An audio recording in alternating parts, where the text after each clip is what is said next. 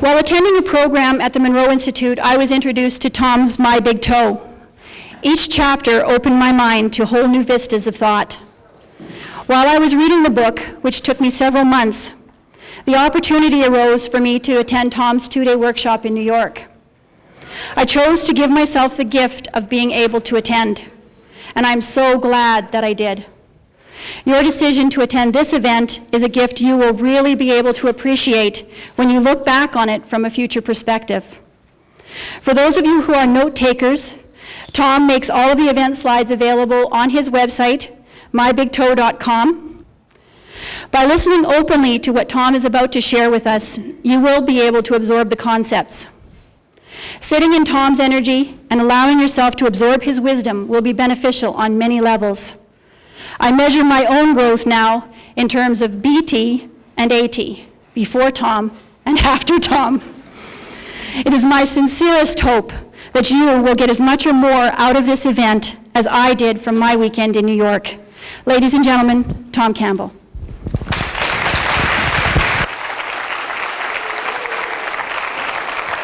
Thank you, Beth. Hey, welcome, ladies and gentlemen. I'm Tom Campbell. This is Reality 101, one of 3 days.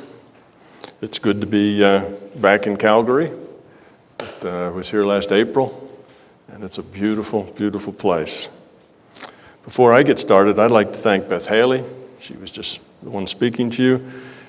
Cheryl Guglielmi, Tim Kaiser, Mike Finch, Daniel White, and Sean Booz for helping pull all this together with Beth and Cheryl.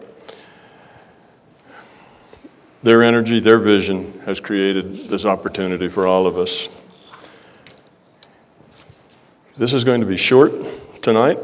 I'm trying something new for the first time, and that is this Friday night is going to be a quick overview of the whole workshop, the whole 3 days. So there's about 130 slides, and I pulled out about 24 of them for this, and we're just going to skip and jump through the presentation so that you get a good idea of what I'm talking about in a real short period of time. And there should be plenty of time for questions at the end of this on Friday. On Saturday, we'll still have time for questions again, and then by Sunday evening, the question answer period should be long. We should maybe have as much as 2 to 3 hours for questions on Sunday.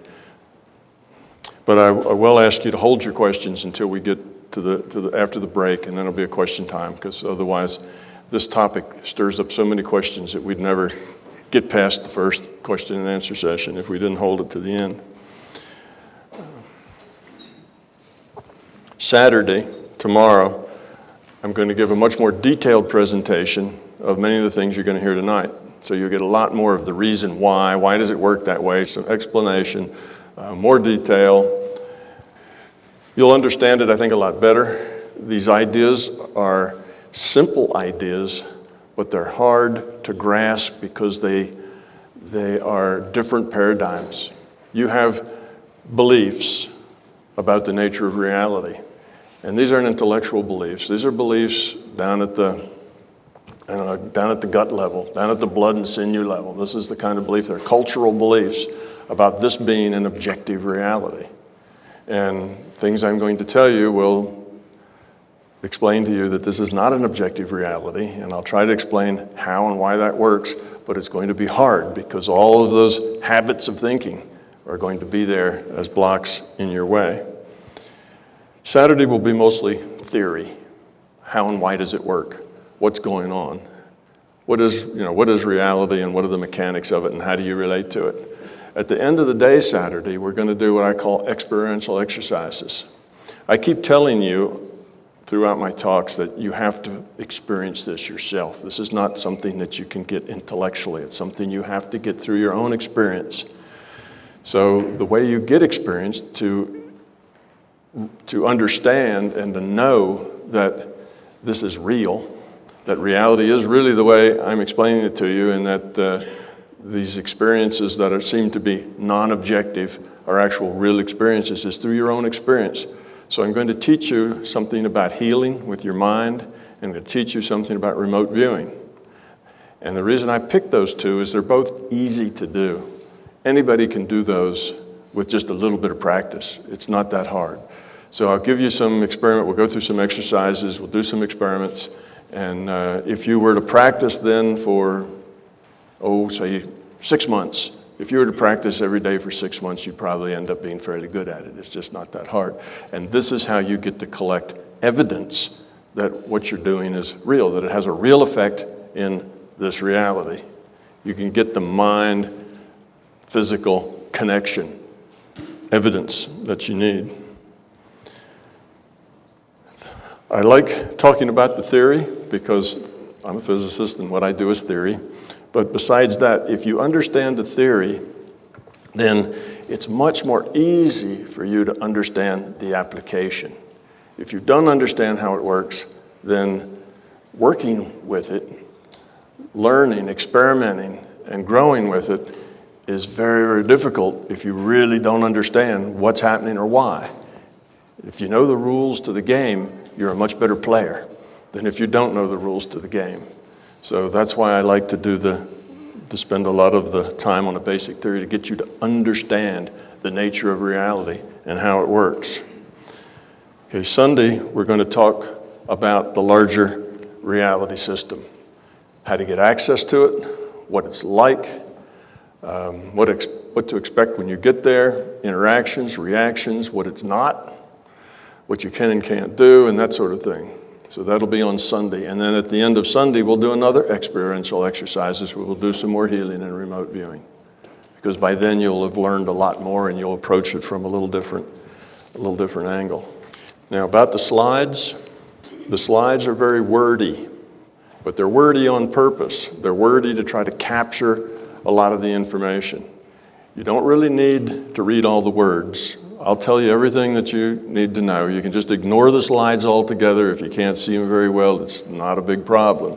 But if a day or two or a week later, it all starts to fade and you'd like a little reinforcement of what went on for your memory, these slides are at my website, as Beth said, and you can download them and basically have a record of what's said. I would like to have a little idea of my audience, of what it is you know and understand, kind of where you are, so that I can say things in a way that work good for you. I'd like to ask you, how many have seen at least one of the YouTube's videos that I do? Oh, this is going to be a smart audience. You already know. Okay. Any of you seen more than one? Good grief. All right. This is an advanced class. Okay. How many of you are mainly right-brained and intuitive? Oh, that's surprising. How many are left-brained and logical? Oh, it's about 50-50. All right. How many of you have already had out-of-body experiences or know how to heal with your minds or remote view or that sort of thing? Yeah, good. Okay. And how many have never done those things but would like to learn how? Yeah, it's about split too. Okay. Thank you. That helps me.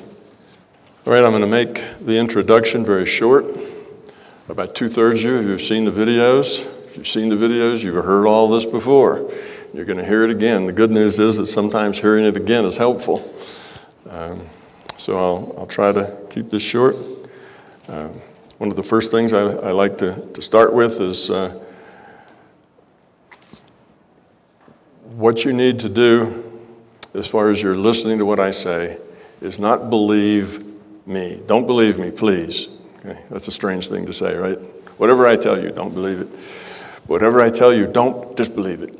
Believing or disbelieving is irrelevant. It just doesn't get you anyplace.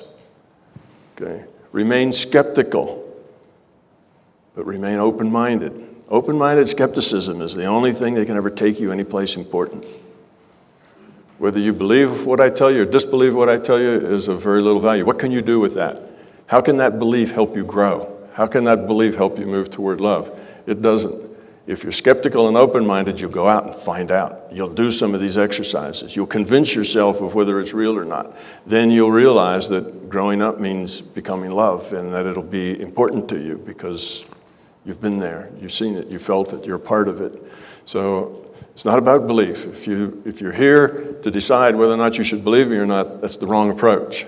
You should be here to be skeptical, to listen and be open-minded, and then to go out and try, to do it. Don't just, that was nice and interesting, walk away and forget about it, because then the opportunity will be wasted. So what I really hope to get is to get you interested enough to go find out for yourself. If you're skeptical but not open-minded, you risk being a fool, because only a fool would believe himself to be omniscient. If you're skeptical but not open-minded, what that says is that you think you already know the answers. You say, you don't need to be open-minded, you know the way it is. Well, you can never learn anything with that. On the other hand, if you're open-minded but not skeptical, you risk being a fool, because only a fool would believe anything they hear or everything they hear. So you have to be skeptical. You have to make it your own. It's not your truth until you've experienced it. So who am I? I'm a scientist. That probably characterizes me pretty well. I'm not right-brained or left-brained. I'm kind of a blend of both. Neither one, I think, is particularly dominant. I'm a scientist, and many people would say I'm a mystic. But I think I'm just a scientist who has brought mysticism into science. My research was in experimental nuclear. I never actually worked in that field. I worked as a contractor, national missile defense, and sensor systems, technology development, software engineering, that sort of thing, systems engineering, integration, vulnerability, risk analysis. Now I'm a consultant. And what I do as a consultant is I do risk analysis on complex systems. And as a consultant, I work sometimes and don't work. I've actually retired 3 times, and I'm hoping this last one will stick, which means the consulting jobs will thin out a bit. It's my hope. But what I do, the last one I had was with NASA, ran for about 1.5 years or so, and I was on the team that was putting together the replacement for the shuttle. My job was, and not just mine, but mine and a lot of other people, we all worked as a team, was to find out what could possibly go wrong, what's the probability of it going wrong, and if it does go wrong, how do you deal with it, or how do you prevent it from going wrong? So it's basically a big system analysis. So you have to describe the whole system, and there's tens of thousands of parts produced by thousands of different contractors that all have to work together. It's a very complex system that sends a man up into space, very complex. And if a little sensor or a little piece goes out over here, that may not seem too important, but then that'll affect something else, that affects something else, that affects something else, and 10 cycles down the road, you have the thing, it blows up, or it doesn't respond, or there's some kind of problem. So tracking how all of these things happen, because if number 1 affects number 2, 3, and 4, each one of those, 2, 3, and 4, affects 10 other things, and each one of those affects 10 other things, and it just radiates out through the system. And to find out what's going to break and what the risk is the kind of work that I do. So that's what I do in the real world. Okay, now how did I end up here? Shortly out of graduate school, I got connected with Bob Monroe. Bob Monroe was just setting up, I don't know, everybody here know who Bob Monroe is? Do I need to explain that? Yeah. Okay, Bob Monroe wrote Journeys Out of the Body, and then 2 other books, Far Journeys and Ultimate Journey. And those described his experience in this out-of-body phenomena. And Bob's books got real popular because Bob was the first one to do this without any kind of preconceived notion. There was no theory involved in it. There was no, it was just a journal. Here were my experiences. Listed them down, just like he was taking notes, and then that's what he published. These were my experiences. He didn't comment on the theory of any of it. Okay, they were very popular books. When I met Bob, he is just in the process of putting together a laboratory to study consciousness. And Bob's motivation was that he wanted to be more acceptable. He wanted to have more credibility. He knew what had happened to him was real, but he wanted it to be science. So he wanted to study consciousness and find out just how did this work and could he teach other people to do it. So he wanted to build this lab, and I bumped into him at that time, so did some other people. A friend of mine, Dennis Menrick, I'm a physicist, he was an electrical engineer. So we made a swap with Bob that we would build his lab, we would do the equipment, we would do the research, do the protocols for him, be his in-house scientists if he would teach us everything he knew. For the next 5 years or so, Dennis and I spent probably 20 hours a week, with Bob Monroe as our personal trainer, teaching us about the larger reality system and how to go out of body. And both of us entered this with the idea that we had no idea whether this was actually real or not, but we were going to find out. It was an experiment for us to find out. And it took us some time before we got to the point where we decided that our experiences were indeed real, to a point that a scientist would have to accept them, which means the statistics of the data we were getting was 1 in a million, that we could get it by accident or by luck. And even that was only an intellectual thing. At a deeper level, it came home when Dennis and I did an out-of-body trip together, reported independently of each other, not hearing each other. The 2 tapes were gone, and then they ran the tapes with Dennis and I listening, and there we were having conversations, seeing the same things, and that hit me like a ton of bricks. That was the point where it was, this is real. And then it was like, oh my God, this is real. And I kind of went around in a fog for a week in that state of mind, and then eventually I said, well, okay, it's real now. What are you going to do about it? What are you going to do with it? So I decided to study it. Now, because my background starts then in the kind of the metaphysics part with out of body, sometimes I kind of get associated that way as this is an out of body thing. It's not really an out of body thing. This is more about the larger reality, the point, the purpose of existence. Out of body is just one set of experiences. It's one of many set of experiences, and you do not have to ever go out of body or do anything paranormal to succeed in what you're doing in this reality frame. And we'll get into more of that.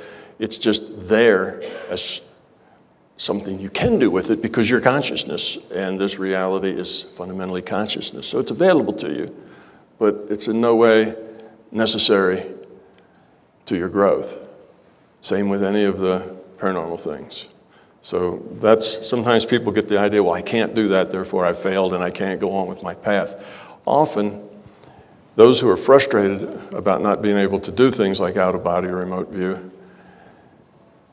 not only do they feel like they can't do it, but it's their drive to do it is what keeps them from being able to do it.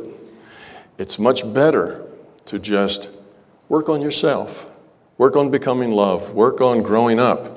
Forget about the other stuff. And when you're ready, the other stuff just comes by itself. You don't have to pursue it. It will come to you if you're interested. Now, if you're not interested, it doesn't have to ever come to you, and it won't slow you down any. But if you are, it'll come more naturally. If you try to force it first, that's a lot more frustrating way to go. One statement I like to make is that you don't have to get out of your body. Your mind, your consciousness is already out of your body. All you have to do is get into your consciousness. Okay. We'll talk more about that later. First, we're going to talk about the physics, then we're going to talk about the metaphysics. Okay, what's the difference between a big toe and a little toe? Now, I guess all of you know that toe is theory of everything. It was a term coined by Einstein when he was working on unified field theory. So what's the difference between a big toe and a little toe?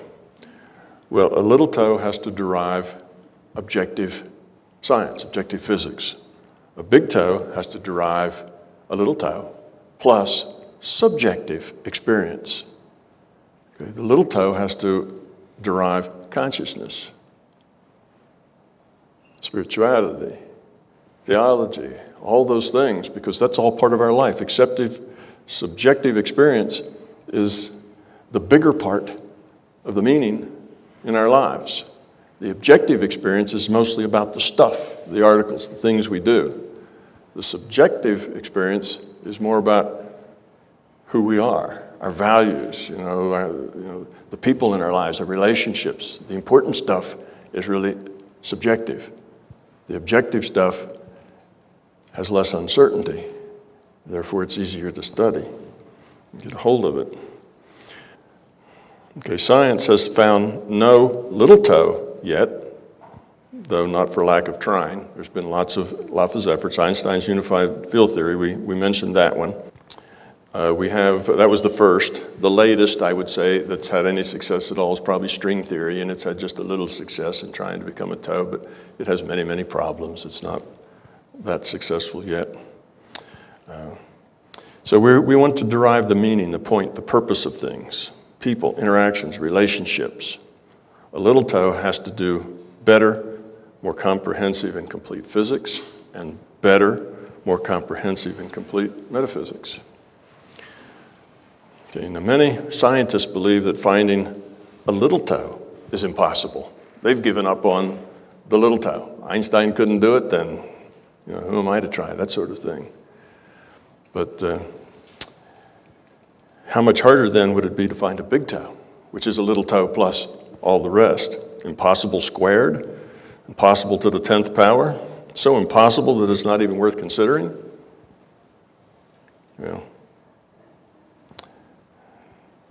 Many people have that opinion. It's just never going to happen. Metaphysics and physics becoming one together under one understanding. But it has happened. Now we're going to start a little with the science. Many of you have seen this before. That's the double slit experiment. This is probably the most repeated experiment ever done. This experiment's been done by literally, hundreds of different places by probably tens of hundreds of different people. Very well done, and they always get the same answer. But they keep doing it anyway because nobody really believes it until they do it themselves. So this is a very well-worn experiment. Okay. What we have here is a barrier with two holes in it. That's called the double slit.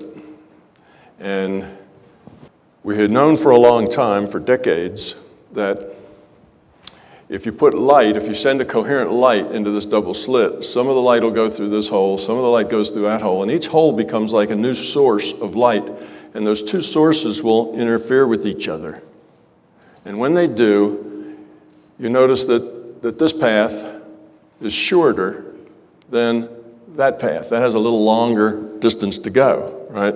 When the difference of length between those two paths is some integral number of wavelengths. Okay, now a wavelength is like one of these things. It goes from here to up to down and back to where it started again. It's a wiggle, it's a wavelength.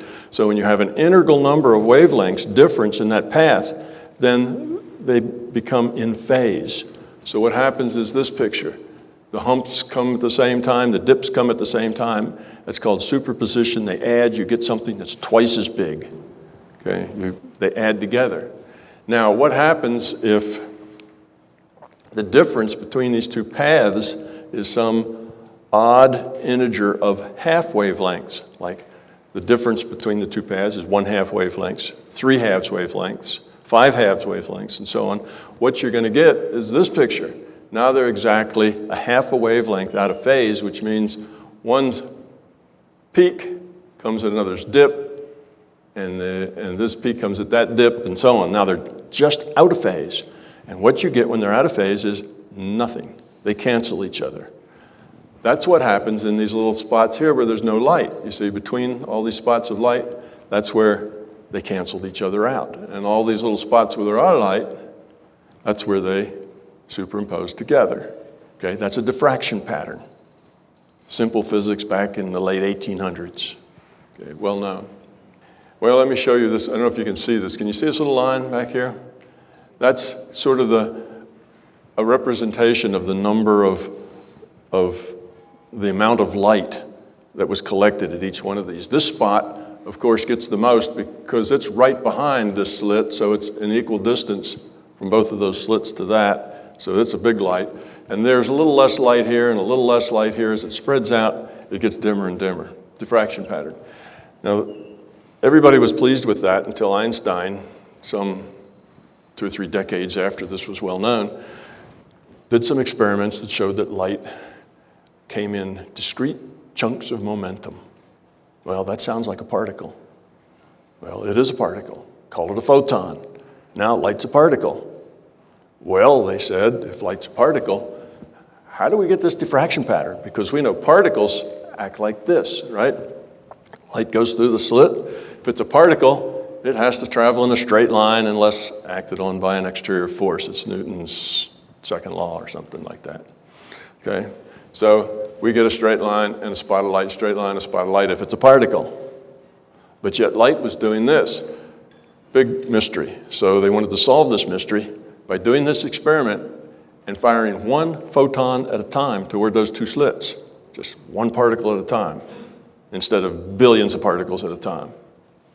And when they did that, they fired one particle at a time at these slits, and of course they had to keep doing one particle, another part, so they sent really tens of thousands of particles all together, but just one at a time. And when they did that, they expected they would get this, because after all, that's a particle. What they got was this. And I should also tell you that this experiment doesn't just work with light. It works as well with electrons, hydrogen atoms, and the biggest thing they've thrown through there is a buckyball. That's a 60 carbon atoms tied together in a shape like a soccer ball. It's huge and massive, compared to a photon. And they send buckyballs through there and they do the same thing. When you send a buckyball at this, it turns into a diffraction pattern. Okay, so it's not just magic little photons that are massless particles that always go the speed of light, so they're kind of different, but anything will work. Okay, in fact, you could throw a toaster oven at it and it would work if you could scale the experiment enough so that the uncertainty of the trajectory of the toaster oven was like the uncertainty of these photons and buckyballs, you see. So it's impractical to do the experiment for things that are too big. Doing the buckyballs was hard enough because it was so big. They had the physical experiment gets more and more difficult the bigger the particle gets.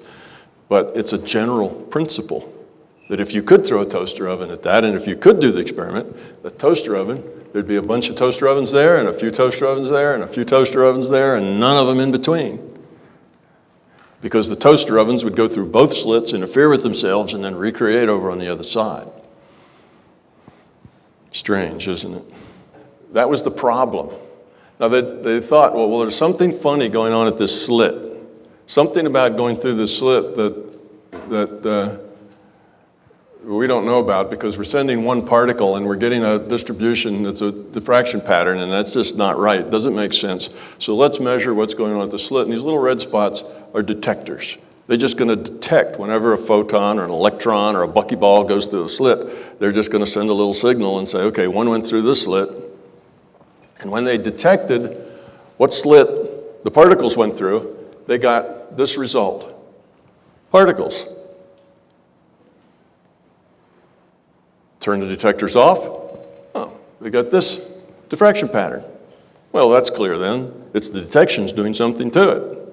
Well, that didn't turn out to be true, because they could leave the detectors on detecting and just not collect any data, or collect the data and then erase it, and they got the diffraction pattern. You see? So now everybody's head was being scratched, right? This doesn't make sense. And that's why this double slit experiment is such a big deal, and that's why everybody, does it all over the world, because what it tells you is that our reality is not objective. We don't live in a Newtonian objective reality. Our causality is not objective. Okay, the next slide will tell us how they fixed the problem. They fixed the problem by saying that a particle is not a particle. There are no really massy particles out there that we can't see them. They're just probability distributions. And I don't mean by that let's say that's a probability distribution in location of the particle. And it doesn't mean that it's out there somewhere as a particle and we just don't know where, and that's the probability distribution. It means that there is no particle. The particle itself is just represented by a probability distribution. Okay, now the reason that worked and got them out of the trouble is because part of the probability could go through that slit, and part of the probability could go through that slit, and the probability could combine with itself like a wave, and it could make a diffraction pattern. And then here, this little curvy wave that you can't see anymore that goes here, you can see it down here with the two humps, that became the probability distribution of the results. Okay. And that solved their problem because now they could explain the experiment, but it created a problem because now they said that particles aren't particles, they're probability distributions. So that was the solution. And the way the language went, they said when you made the measurement, you collapsed the wave function. This was a probability wave, and it had a wave function. It was this mathematical representation. When you made the measurement, here at these detectors, you made the measurement, you collapsed the wave function to a physical particle. Before that, it was just probability. Once you get a physical particle, then the physical particle has to act like a physical particle from then on. Now, some people said, well, I just can't believe that, measuring that particle creates the particle out of probability. There's something else going on there. And they thought, well, maybe it's when you measure it, you interfere with it. It's somehow that measurement process interferes with that particle and changes it somehow. But of course, like I say, they left the detectors on, detecting. They just didn't collect the data, and they got the diffraction pattern. So that theory went out the window. That couldn't be the true, but because that was the only thing they had, a lot of people clung to that anyway and believed it was true because they wanted it to be true because that get them back into an objective reality. But it's not true. It's true that when you make a measurement, you get a particle, but it's not making the measurement. If you read this in the literature, you'll hear people talk about the measurement problem. The measurement problem is that it takes a measurement to make a particle out of probability, and that's too weird for people to accept. That's the measurement problem in physics. But it's not true that a measurement creates the problem. You also will hear that consciousness creates the particle. It's the conscious observer. It's the act of consciousness observing the particle that makes it collapse its wave function down to a particle. That's not true either, although it does take a consciousness to make a measurement. So they're related. What it is it's about the information. If the information exists in this reality to show that it was a particle, in other words, a particle went through the slit, then it has to act like a particle. If there is no information in this reality to determine that it's a particle, then it acts like a wave. So the key thing is information. Okay? Well, this is a reality is based on information. That's at the core of our reality, and that's what this says. Okay, physicists are supposed to generate theory to explain experiments, not ignore experiments to maintain theory that doesn't work. That may seem odd, but it's happened many times before. For example, the Greeks, some 200 years before it was commonly understood that the earth was not flat, they had already logically determined that the earth was a sphere. They did it in a couple of ways. One, they knew that the phases of the moon were the shadow of the earth upon the moon. And what does that shadow look like? A curve, like a shadow of a sphere. That's hard to get that from something flat.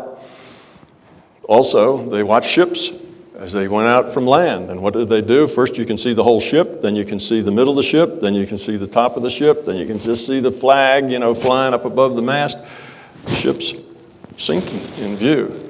Well, the only way to explain that is that it's going around. You see, it's dropping down the other side of the circle. So they had that. They had some other astronomical things that they said the earth must be a sphere.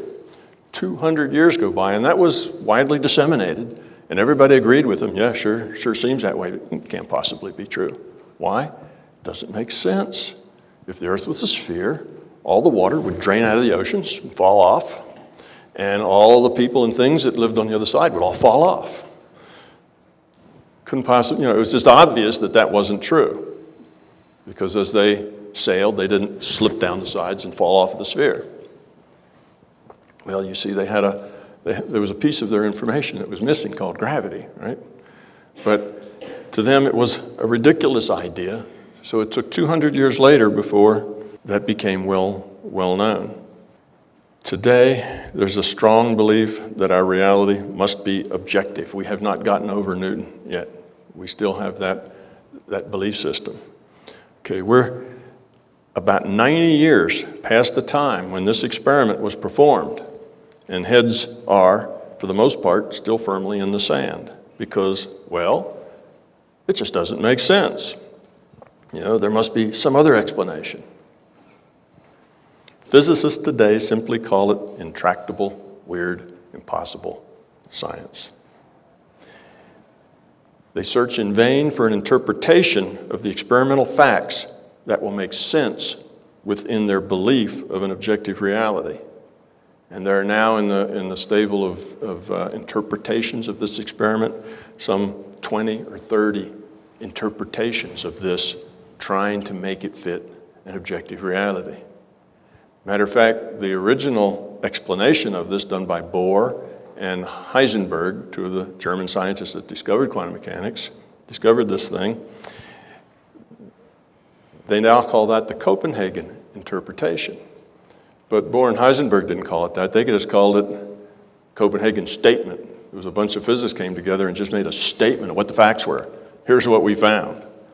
Well, they didn't find objective reality, and that was in their statement, but they've been demoted to just one of a bunch of interpretations, you see. Okay, so physicists in general have they know it's there, they do the experiment, and then they forget about it because there's no future in it. Results of this experiment were so dramatic and clear, they were so unexpected, they were so contrary to belief that it prompted the brilliant men who understood this experiment to say some very unusual things that were said by Einstein. Now, Einstein primarily did relativity, but he also worked on quantum mechanics. But it lets you know, I'm going to have a bunch of these quotes, it lets you know where these people were. Now, this is back in the 1920s, okay? The Copenhagen statement was put together like 1924 to 1926. It was in that range. So we're talking like 87, almost 90 years ago. Okay? Albert Einstein, if we think of the field being removed, there's no space which remains, since space doesn't have an independent existence. Reality is merely an illusion. It's clear that the space of physics is not, in the last analysis, anything given in nature or independent of human thought. It's a function of our conceptual scheme. Space is a function of mind. And then at the end, Albert Einstein, after he worked the last 25 to 30 years of his life trying to come up with a unified field theory little toe, and didn't succeed, a letter to one of his co-workers. One has to find the possibility to avoid the continuum together with space and time altogether, but I have not the slightest idea what kind of elementary concepts could be used in such a theory. You see, they knew that the time of Newton was finally over, but they just really didn't know what to do with it. Because just knowing the fact from an experiment isn't enough. You have to have an explanation. You have to be able to relate it to the world before it's useful. Okay, the next one is Wigner. It will remain remarkable in whatever way our future concepts may develop that every study of the external world led to the scientific conclusion that the content of consciousness is the ultimate universal reality. Max Planck. Science cannot solve the ultimate mystery of nature because in the last analysis, we ourselves are part of the mystery we're trying to solve. See, that's like Einstein saying the space of physics is a function of our conceptual scheme. What's out here, our reality, is somehow entangled with what's in here, is what they're saying. All right. Okay, now we're going to have one from Niels Bohr. Bohr said, the common sense view of the world in terms of objects that really exist out there, independently of our observations, totally collapses in the face of the quantum factor. He meant in the face of quantum mechanics, new knowledge that they just had. Also from Niels Bohr, if quantum mechanics hasn't profoundly shocked you, you haven't understood it yet. Okay? So these are all these people I just quoted were all Nobel Prize winners, all of them. They were all the best of the best, probably the best scientists, the most creative and out-of-the-box thinking scientists that we've seen for 100 years. So That's what they thought at the time. Contemporary scientific big picture, we have about 1992, okay? That's 60 years after the double slit experiment. We have Edward Fredkin, who is still a working, well thought of physicist. Strong reputation. He was a professor at MIT, then went to Boston University, and then I think to Carnegie Mellon because he was more into computer works, and Carnegie Mellon is center of excellence for computer work. So Fredkin is a pretty solid source. He says reality is essentially informational. It's just informational. That it's a simulation. That our reality, we're living in a simulation. That reality is information. It's digital. Time is digital. When I say digital, I mean it's broken into discrete chunks. It's quantum, broken into chunks. Okay, that's the nature of reality. Okay, that was reported in a physics forum back in 1992. He didn't just say that because it came to him in a dream. He did a lot of science and he had a lot of equations to support that. Nick Bostrom, he's a head of a department now at Oxford. Are you living in a computer simulation? He has degrees in both physics and philosophy. His answer to that was, it's very likely that we're all living in a simulation. Brian Whitworth published his in refereed journals as well. He took the data points, what I call, the data, the facts that we know, that physics has discovered by experiment. Here are the facts. And he says, which theory best fits the facts and has the fewest problems and answers the most facts, or explains the most facts? The reality is virtual and computed, or reality is objective. And he didn't have a dog in the fight either way. He was a computer scientist, and he wanted to know. So he did the research, and then he published it, and his last paragraph in his paper said, physicists, wake up.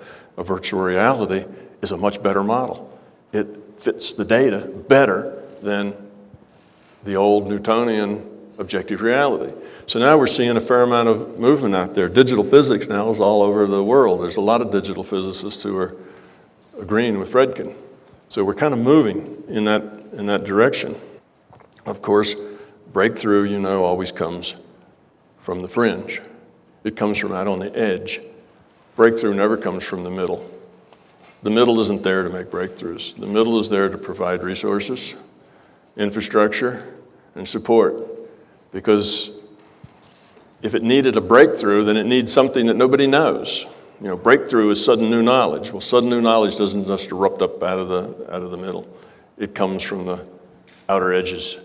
It has to exist out on the fringe for a while before it slowly makes its way to acceptance into the center. But now let's get into, what does this have to do with consciousness? We're going to slip from physics into metaphysics. Consciousness is the fundamental reality. The larger consciousness system is a digital information system. Okay, digital information system. Now you can think of that practically by thinking about what is your reality. What's the reality you're in right now? How do you get this reality? It's just data. It's not only just data, it's digital data. You have photons that hit your retina. That retina produces an electric signal. That electric signal is a discrete signal. It's data. That electric signal creates patterns of neurons, fires neurons off, and it ends up with patterns of neurons, okay, in your central nervous system. That's just data. Neurons are discrete particles.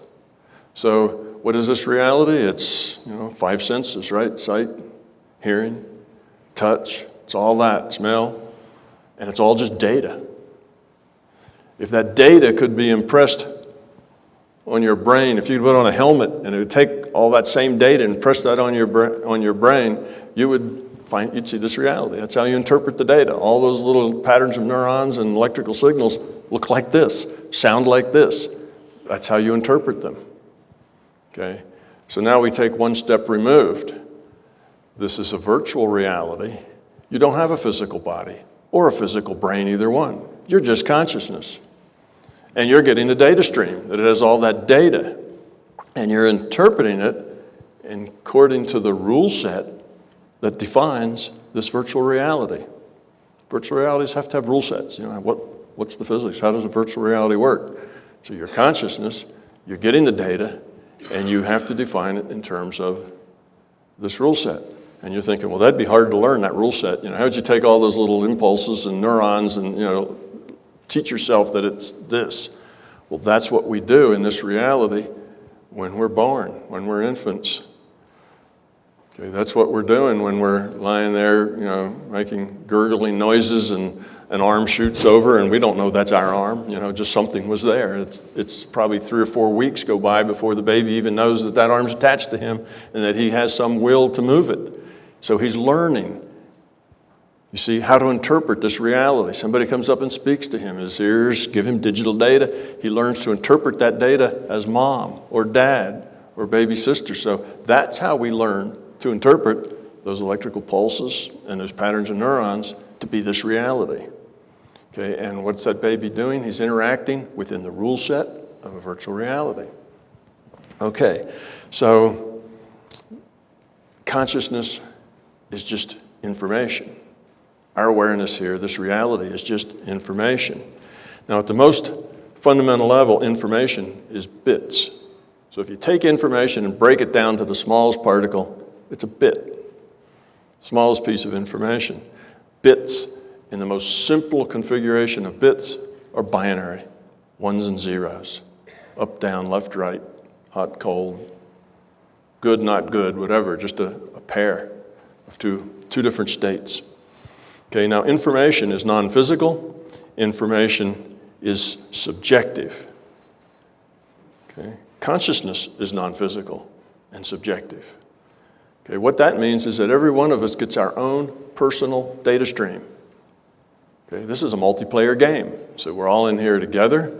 We interact just like in The Sims or the World of Warcraft. It's a multiplayer game, and you get this data stream. You have other players. Some of the players are maybe computer players. Some of the other people that are in the game, and it's your own personal data stream. You live in your own personal reality. Okay, we think there's a big reality out there besides that, but it's just, your reality is just what you perceive. You take out all those senses, eliminate your 5 senses, and where's your reality? It's gone. No touch, no sight, no sound, no smell. Where's your reality? You're in the void. There is none. You see, you have your own individual data. You create your own reality. You are a reality. Your view of reality is yours. It's personal. Consciousness is subjective. Our interpretation of the data is subjective. Okay, so when we get this data stream, and we've got data now, okay, we've learned how to interpret it, but that interpretation is subjective. It's our own interpretation. It's personal. You may find it unusual that information is non-physical, but if you think about it a minute, of course information's non-physical. Look at a book. Well, a book's a physical thing, but a book, that's the media. Right? The paper's the media. The ink in the book are the symbols, the code symbols. The ink is physical and the paper is physical, but that's not the information. Information is the meaning, the content, the message.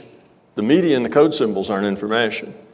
They're just ways of recording and transmitting information. But the information, to get the meaning, you have to have a consciousness. You can take a picture of that book page, but the camera doesn't get any meaning. It just captured an image of the book and the code signals. It takes a consciousness to find the meaning, so to get the information.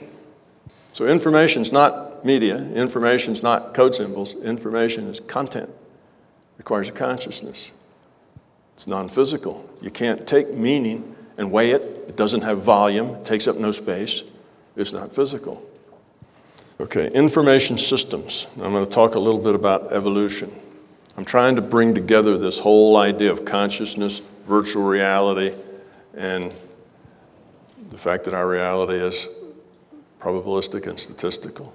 Information in a digital system is represented by organized bits, right? Information systems have entropy. Now, entropy is a physics word, comes out of thermodynamics, and basically it's a simple concept. It's just a measure of disorder. So you have maximum entropy when everything is just random. Okay, no structure, no order, just random. High entropy. You start taking those pieces, putting them together in special ways, and you can actually create content. You can create meaning. Maybe those things were a bunch of alphabet letters, and they're just thrown around random, no meaning. Put them in the right order, you spell words. Maybe they were just patterns.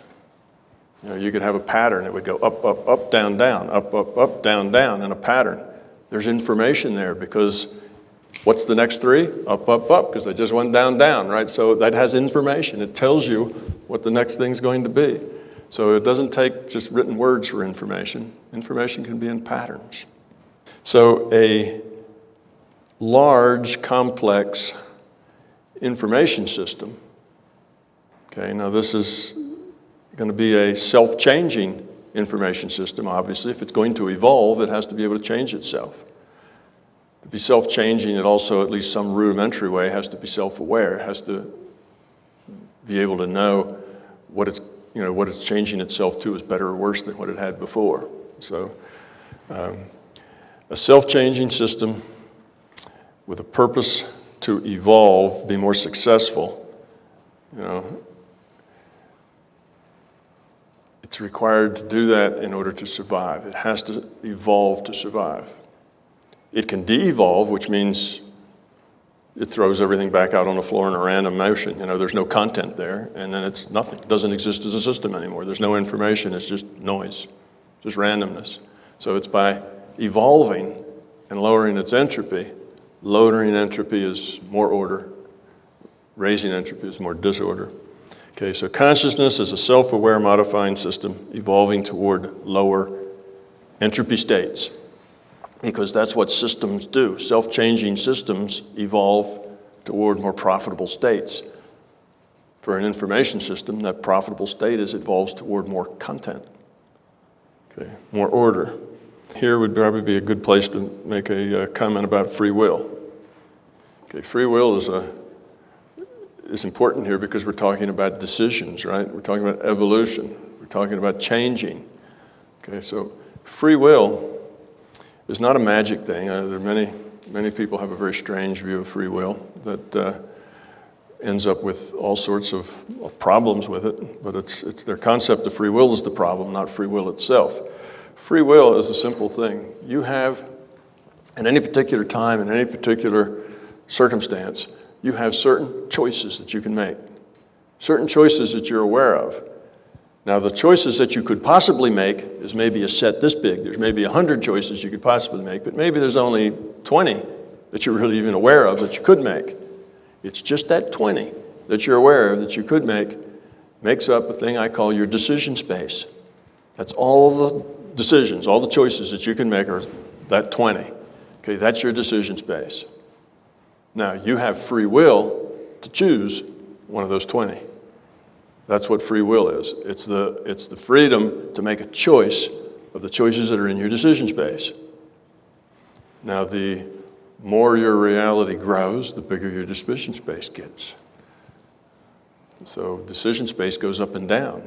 You get thrown in jail, and your decision space just got smaller because there's a lot of things you can't do now that you used to be able to do.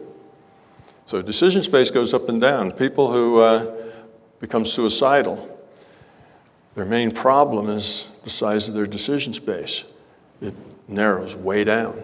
There's nothing in their reality anymore except that one thing that upsets them. It's that one thing that's so horrible. All the rest of the things, all the potential, all the nice things that could happen, all of the other possibilities that could happen in their life don't exist.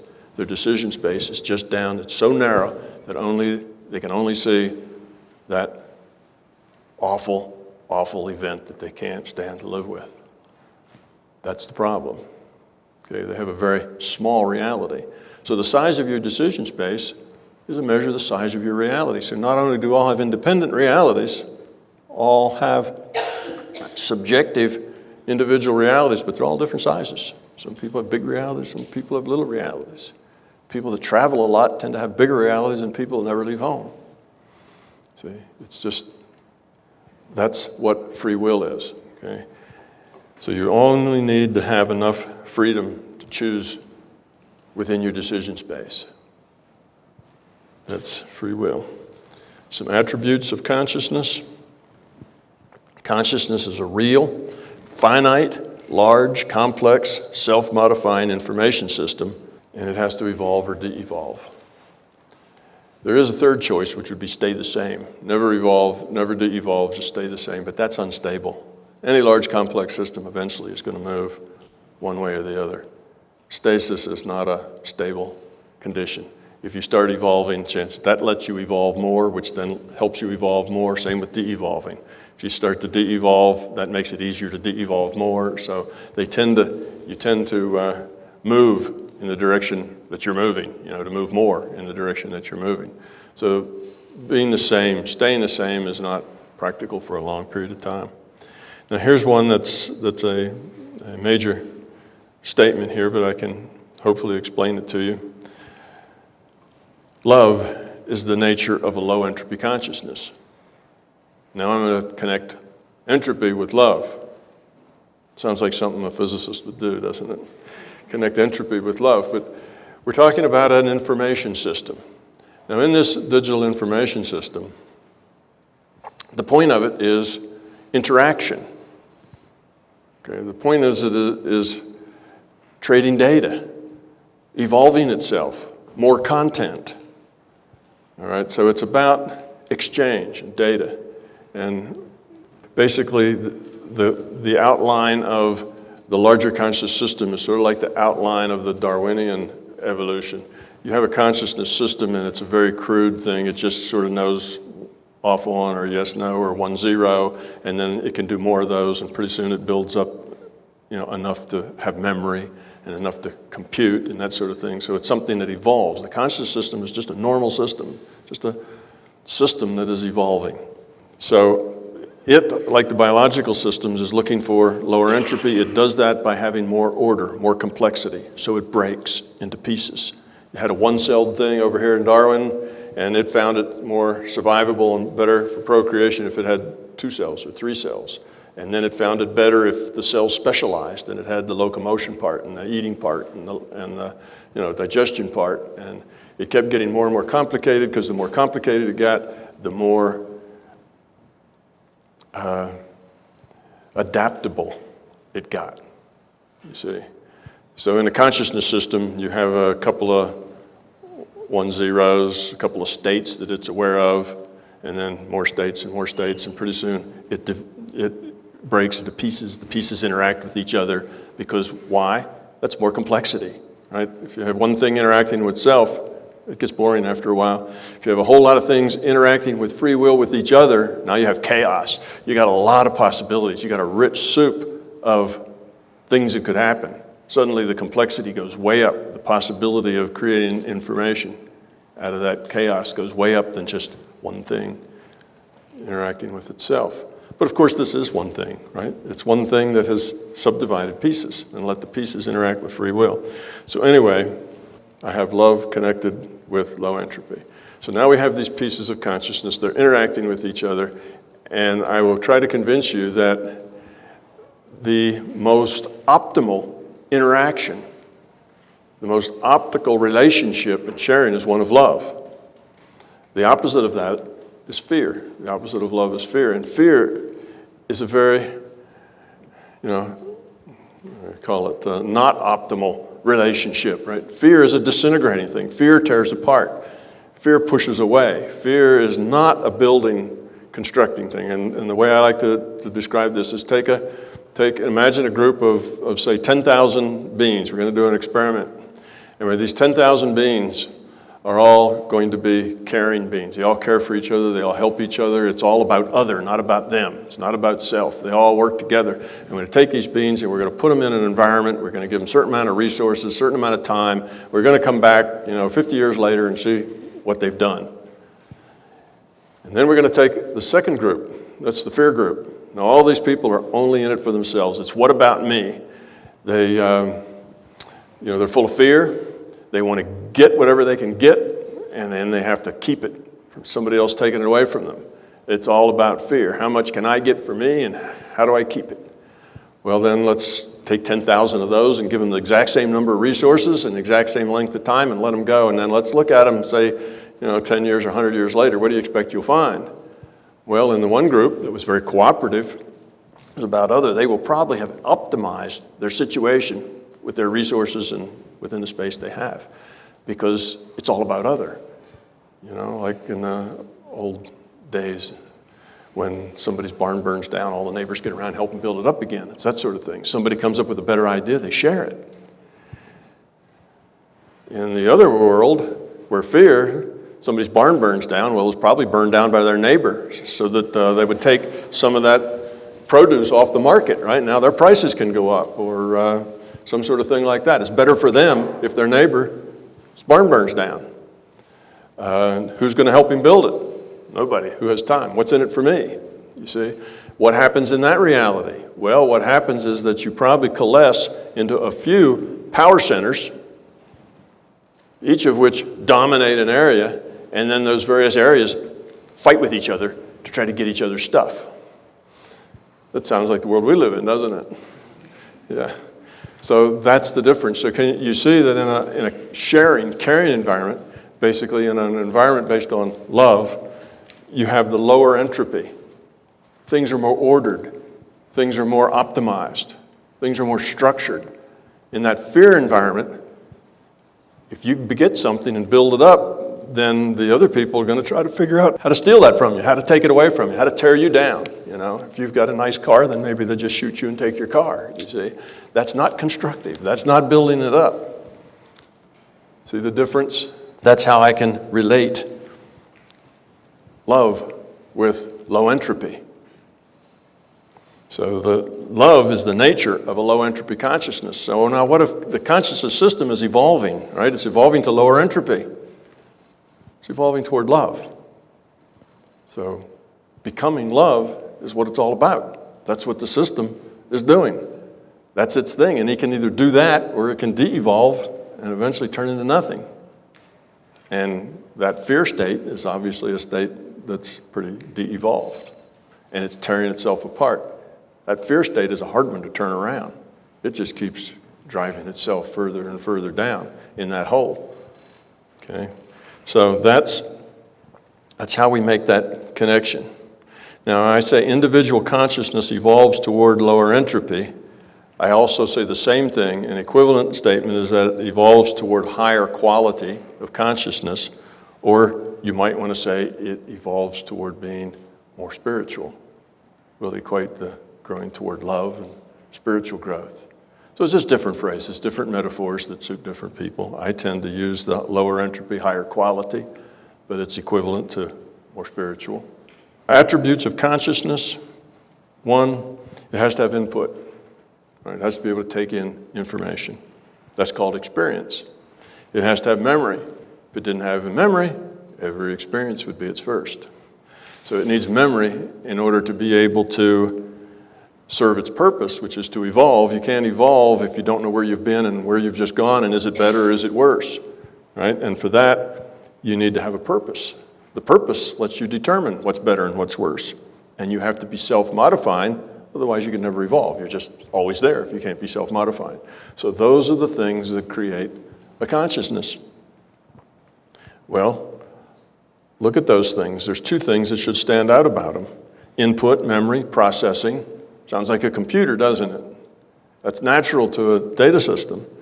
Purpose, well, see, there's one where our computers kind of aren't so good. They don't have much of a purpose. Well, they may have some purpose. You throw in a CD and it automatically gets the right software and loads it up and begins to play it. So it does some of that stuff. It has some little pieces of purpose, but we're talking about a motivating purpose at a deep level. And self-modifying. Now, our computers aren't very good at that yet, self-modifying. But at least the first three, input, memory, and processing, sound pretty digital. And what else does this remind you of? Life. Anything that's alive. This is what it does. has experience, it has memory, even if that memory is cellular. It doesn't have to be intellectual memory. It can be cellular memory in a DNA. It has processing, has purpose, survival, procreation. The processing is required to see, is this better or is this worse? And it has to be self-modifying. Otherwise, it could never change. It evolves. It's self-modifying. It finds that this is better. Well, let's do more of that.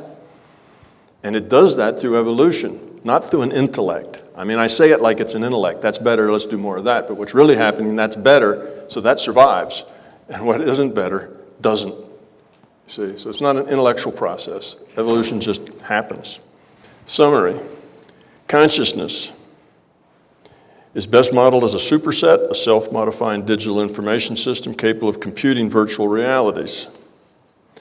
It lowers the entropy of the system by organizing its bits at its disposable and more profitable configuration. Content creation and reorganization opportunities are generated by using conscious intent to apply free will to choice of incoming experience data, and feedback of the results of previous choice allow us to modify future choice. That's called learning, growth. Okay, so that's kind of where we got so far. Now, this next slide, I'm going to try to explain where it is that we come from. What are we in this? How do we relate to this model that I'm building up for you? Well, because experience is the generator of input. That's where the input data comes from, is experience, right? Then consciousness facilitates its own evolution by creating many smaller units. Remember, the one cell breaks into many cells so that they can interact, because that creates experience. Experience creates the input. Input is what it takes for you to evolve, to grow, become love, lower your entropy.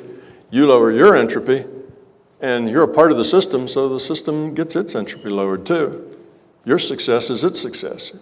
You are part of its strategy for survival. You're part of its strategy for its own evolution. Okay, so that's where we come from. That then defines things like morality, purpose of your life and your existence. Your purpose is to lower your entropy, raise the quality of your consciousness, become love, spiritual growth. Why is that your purpose? Because that's the way the system of which you are part is evolving, is surviving. It's a larger consciousness system, the one, right, of which we are all a piece. Okay, now that defines morality. What's good? What's good is what helps lower the entropy and improve the quality of the system. What's bad? What's bad is what disimproves the quality of the system. Okay, so now we have morality defined here. So we get a lot of information out of these assumptions. Okay, so that's what we're doing here, and that's kind of our purpose. Now, what about physical reality? What's this? Why are we in this virtual reality? What's the point of this? In order to produce experience, right? We're here to have experience. So our experience, we can make choices with our free will, and we can grow up, become love. In order to have a meaningful experience, that experience has to have a context. Okay? The way you have context, it has to have purpose, direction. Otherwise, there's no, if your experiences are just random, you have a whole series of random experiences, you can't make anything of that. It doesn't take you anywhere. There's very little growth potential in it, other than you just live in a very weird place because you have all these random experiences and nothing makes sense. None of it's connected. So you need a place where your experience is connected. And you connect things by constraints, rules. These are the rules in our rule set, and this is the way interactions have to occur.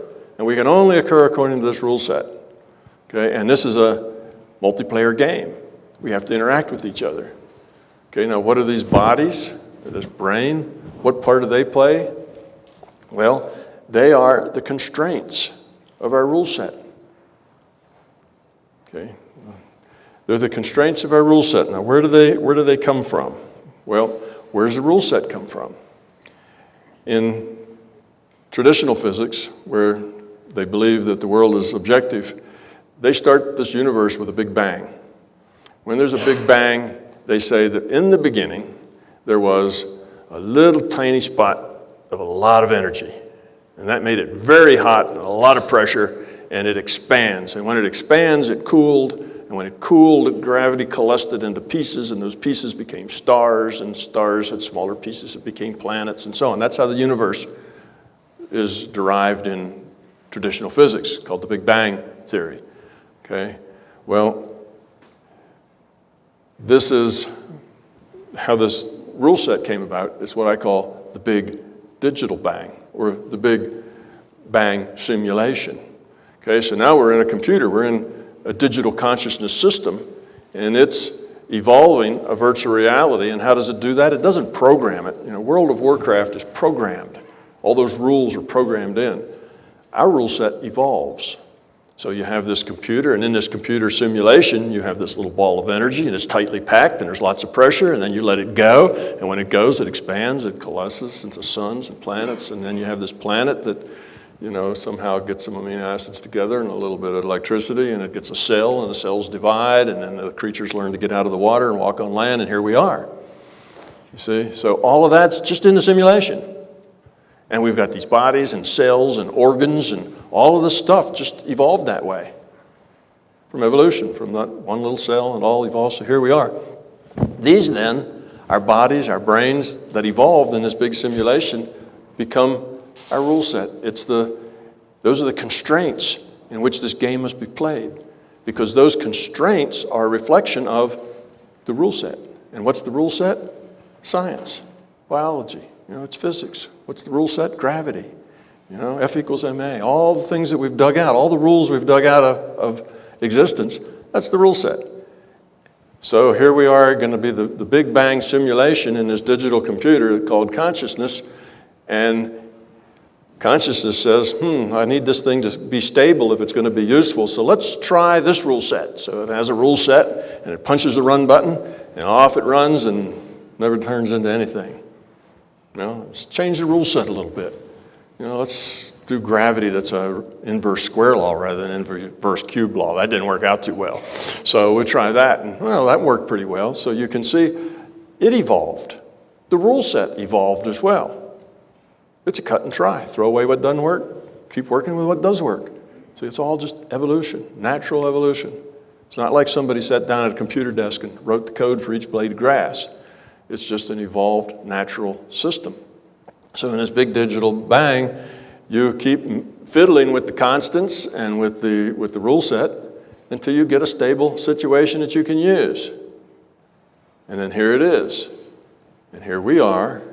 And the rule set then, we are a product of what came out of that rule set.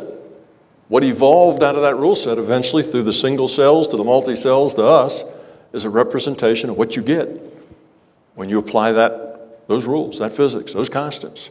So that's what we live in. So now we're in this game, and we're getting this data stream. And the data stream, we are restricted in this data stream to abiding by the rule set. That's why we can't jump 20 feet in the air. That's why we can't learn differential equations in 10 minutes, because the rule set doesn't support it. The rule set says these little legs can't jump 10 feet in the air because gravity, and how big the earth is, and how much I weigh, and how much muscle I have, how my skeleton's built, all those kinds of things.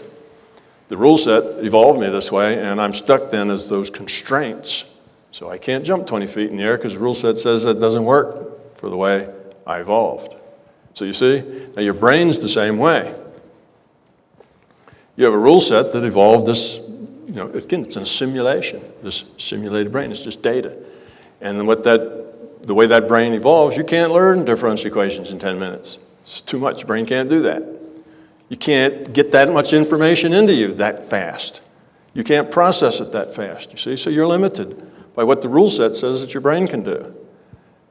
Now, if you have an accident, let's say you have a stroke, and part of your brain dies. Well, you can't do as much as you used to do because your constraints just increased. The rule set says that if that part of your brain dies, then certain things you can't do. So you see? So our bodies, our brains are just information. It's just data. It's rule set. It's a result of the big digital bang. So here we are, pieces of consciousness involved in a multiplayer game because it gives us structure It gives us rules so that we can interact within a context that's meaningful to us, that lets us grow. It's not just random interaction anymore. We got interaction, we got a real game going here. So if I'm a mean, nasty, using kind of person, and everybody I come in contact to, my thought is, what can I get out of this person? Then you won't like me. I'll be annoying, you see. So I'm creating feedback. You're helping me learn. Okay, it's that sort of thing. So now we have traction. We can actually are in an environment that is stable. It's continuous, it's straight. We don't have things teleporting around. Our time doesn't speed up and slow down. We're just in this nice learning lab where everything works well. It's all continuous. And this is the optimal place for us to learn. And we learn by making choices. And those choices either help lower our entropy or help raise our entropy. And we grow. We pull ourselves up by our bootstraps just by our own desire to become love, to grow up. So that's what it's all about. That's how the system works. So if you had no constraints, if we didn't have this virtual reality, we would just have all this data coming. We wouldn't have any way to fix it. So without the constraints, you get chaos. Evolution is difficult.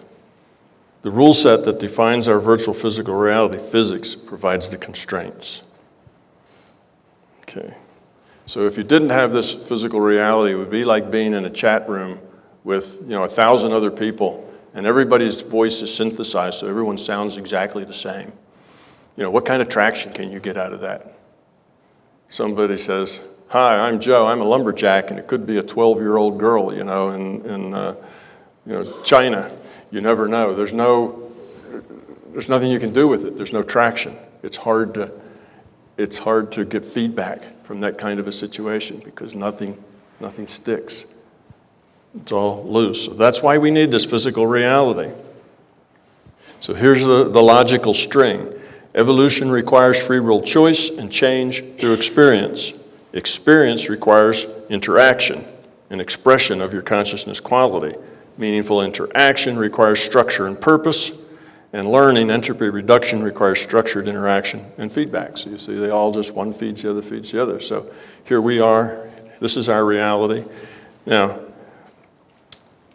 as I said before, we are part of its strategy to evolve. Now, I like this analogy, and because I'm a scientist, and those of you who are into mechanical things out there, you'll like this analogy too, and the rest of you, all you right-brained people, you'll hate this analogy. But I don't know if you know how a refrigeration cycle works, but I'll explain it in just a second. You have what's called a working fluid, and that working fluid just gets compressed. It just goes round and round and round. You don't add more unless you have a leak. It just keeps going round and round and round. And what happens is the compressor compresses it and makes it hot. And then it squirts it through a little hole that makes it expand and gets cool. And then it pumps it around again, it gets hot. And then it expands again and it gets cool. And if you want it to be an air conditioner, you hook your heat exchanger up to the cool side. If you want it to be a heater, you hook your heat exchanger up to the hot side. That's called a heat pump. And it just sits there and runs the compressor, and this little fluid just keeps going around and around and around. We're like that. We're in a entropy reduction machine, and we're the working fluid.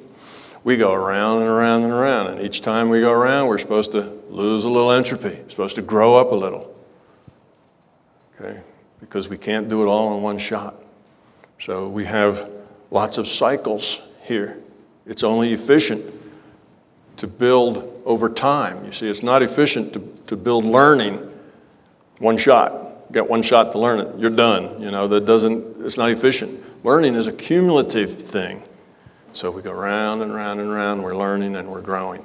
So we're the working fluid in a consciousness, evolution, entropy reduction engine. Isn't that sweet? Don't you like that? Okay, we have now derived the larger consciousness system, individuated units of consciousness, that's you and I, and physical reality. So we've shown how all those things seem to be rational, steps in this process. So now we're going to look at virtual reality. Now, virtual reality is relative to the actual reality where the computation's being done, right? So that's how we define virtual reality. You have the actual reality, like the computer that's doing World of Warcraft, and then you have the virtual reality is the thing that's created.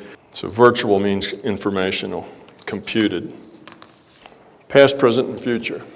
Now here are the mechanics of how it works. You have this virtual reality. Now we've gotten that far, right? We got us, we got the virtual reality, we got the consciousness system. So here's this virtual reality, and here's the mechanics of how the virtual reality works. Things happen here, right? And they happen in the present.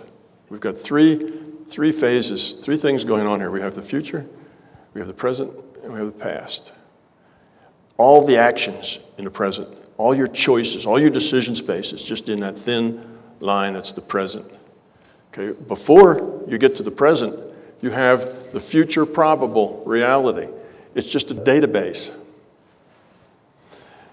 This database is composed of all the possible things that could happen, everything that possibly could happen, and the probability that it will happen.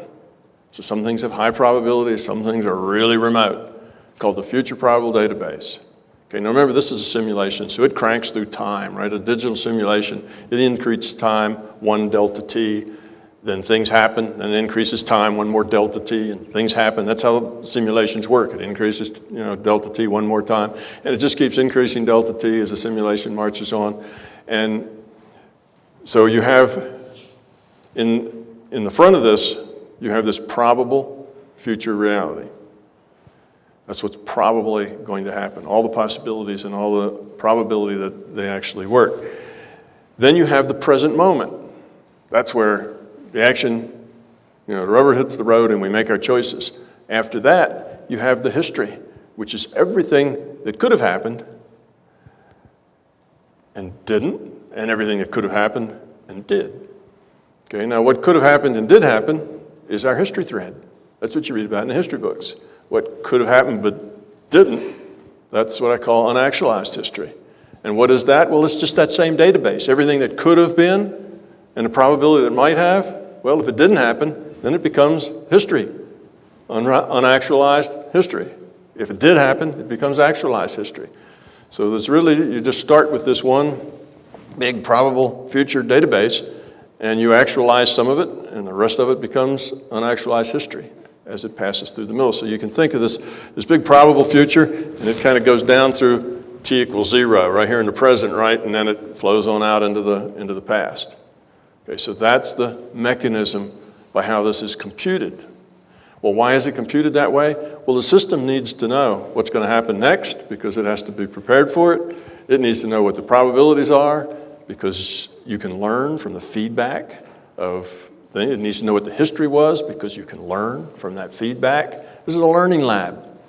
Okay, so that's the nature of how it works. Now, this database is populated by you. You're in these databases. You're in all three of those databases. But the only one that has free will is in the present. The present you has free will. Okay? The future you is just probability. It's a model of you. Everything that you are here in the present, except no free will, because you're not making decisions there. You're just part of a database. Then you make your decisions in the present. Then you go into the past, and now it's just a model of you. Everything that is you that is characterized by that past, except it doesn't have free will. You're not making decisions there. This is a database that you can access. In the Hindu theology, it's called the Akashic Records. It's just a database that's available because you are consciousness. You can go to the database. You can go to the future probability database. You can go to the past database. You can go to the actualized database, the unactualized database. And if you don't know what you're doing, you could be in any one of those and not know, one from the other. But it's all available to you for information. And how do you query the database? With your intent. Your intent queries the database. Matter of fact, this database is so nice that you query the intent and you also include in that intent what your output format is. How do you want it output? And you'll get the data output the way you want. It could come out like a movie. You could go into that past database and it's just like being there. Like you're there and it's a movie and you interact with people. You can ask them questions and they'll react. But they're like, and now you have your free will because you've taken that from the present, you've projected yourself into the past, you have your free will, you can interact, ask questions, but the answers you get will just be the probability models, you see. They don't really have free will, it's just the probability models. And you'll get, if you wish, the most probable answer that person would give you. And it took me a long time to figure that out. I had to do a lot of cycles through this before that became clear that that's the way it worked. But I finally figured it out when I went through the same sequence many times, and you'd always get the same sequence back, because computers are like that. You know, you query a computer with the exact same query, you're going to get the exact same answer. That's just the way they are. And if all these beings down in this past database had free will, it wouldn't be that way. You'd be bouncing around. You'd have different choices, different times. And that was how I figured that one out. But it's just a lot of research you have to do in these databases to figure out how they work. Where do you get precognitive dreams from? Well, it's a probable future database. Those prognostications all come out of the probable future database. Now, they're just probable. They may not happen. You can change the probability with your intent. How do you heal with your mind? You change the probability with your intent of how that illness is going to progress. How does the placebo effect work? It changes the probability of your health based on the information you're given. Okay? So we can modify that probability. That's one of the feedbacks built into the system. So the system is made so we can learn. We have feedback. Okay, what's this thing? It's called the secret and the law of attraction. Yeah, that's real. That's how that works. It doesn't have anything to do with the universe giving you anything. It has to do with that's the nature of consciousness. You can modify the probabilities with your intent. But there's a caution that goes with that. If you're asking the system to work against itself, you will probably get slapped with a very meaningful lesson, because the system wants you to lower your entropy, wants you to reduce your ego, wants you to get rid of your fear. And if you're using this feedback mechanism in the system to aggrandize your ego, to give yourself more money and a better car and all these things for your ego, you're asking the system to work against itself. And you may even get it, but you probably will get something along with it that will help you learn the lesson. So that's the, be a little aware there. But yes, you can modify that problem. Okay, so now let's talk a little bit about so we kind of have the structure now of the virtual reality, okay, the databases and how it works. When you look at an aura, what you're doing is going in and getting data out of that database. You're going into the database, you're asking your question, what's that person's health body like? What's that person's, emotional body like? And you ask these questions, you get the data back out of the database. Okay, so that's where that comes from. It took me a long time to learn that too, because I realized that you can change your output format in this database. And just because somebody else gets, just because somebody else uses red, jagged lines for anger, if you want, you can use green jagged lines, or you can use exclamation marks, or you can do anything you want. You just tell the database how you want the output, and the database will give you the output that you want. So you see none of these things that we have metaphors for, like our auras. I've seen auras for probably 40 years now. And at first, I gave them independent existence, but then I realized it was just data, as we are just data. It's just information. You query the database, you get the data back. And if you put it in the same format that was in the book that you read about, then you'll get you'll get it back in that same format that was in the book that you read about. It's not necessary. You can change the format. You can have it come out in graphical format if you like. Matter of fact, I like graphical formats a lot because I think in terms of numbers. But you can look at, you can get somebody's, the same information you get in pictures, you can get in graphs, you can get in movies, you can get any way you want. You just specify the output. All right, so now let's talk about the nature of the virtual reality. So what's this virtual reality like What is it, how does it work with us? And then we're going to tie this back into the double slit experiment, and by then I'll just about be done for this quick run through. One of the rules, I guess the main rule here and what we're trying to accomplish is that when something is rendered to you, okay, your consciousness, you got a data stream. This reality is being rendered to you in data. It has to do at least two things, and it's really just one thing, but I break it in a couple of parts. It has to be consistent with the rule set. You can't jump 20 feet in the air. And it has to be historically consistent. Okay? Historically consistent means that you're not going to go outside tonight, and when you step out of the building, you're going to be in Alaska, or you're going to be in Texas, or someplace other part of the world. When you get into your car, it'll be a different car. All of that would violate the rule set. It would violate the consistency of the history. When the particle comes through the slit and they know it's a particle, it's got to stay a particle. It has to stay consistently. Now it's a particle, it has to act like one, it's got no other choice. Options are all done. It had other options earlier, but once a particle, always a particle, And that kind of historical consistency has to stay. Okay, so one of the things I like to ask, because it's a good one to talk about, is to get you an idea that virtual reality really is a lot like these computer games. Virtual reality is virtual reality, and they work a lot like we do. The big difference is that our virtual reality is many orders of magnitude more complicated, and it's evolved. It's not programmed. It evolved this way. We went through that earlier, so that's the main difference. But other than that, they're the same. So I ask the question because it's obvious in World of Warcraft or in The Sims, do the programmers have to program oxygen for their players to breathe? Do those elves and alligator men and the rest of those people, they have to have little oxygen molecules made for them by the programmers to breathe? Well, of course not. That's ridiculous, right? They're not real. They're just virtual. It's the same with us. It's the exact same with us. And there's no need to render any oxygen molecules in this room. Not at all. So why are we all here breathing and not falling over dead from lack of oxygen if you don't render oxygen molecules? Well, see, you're caught in a trap thinking that this is a Newtonian objective reality. You're caught in that thought process. We don't need oxygen to be rendered here. We just need to act as if we had oxygen. And why do we all go on and act as if we had it? Because it's probable. This is a probabilistic statistical system. There's enough plankton in the ocean, there's enough trees in the woods, that the probability is that we'll have oxygen. So we do. We act like it.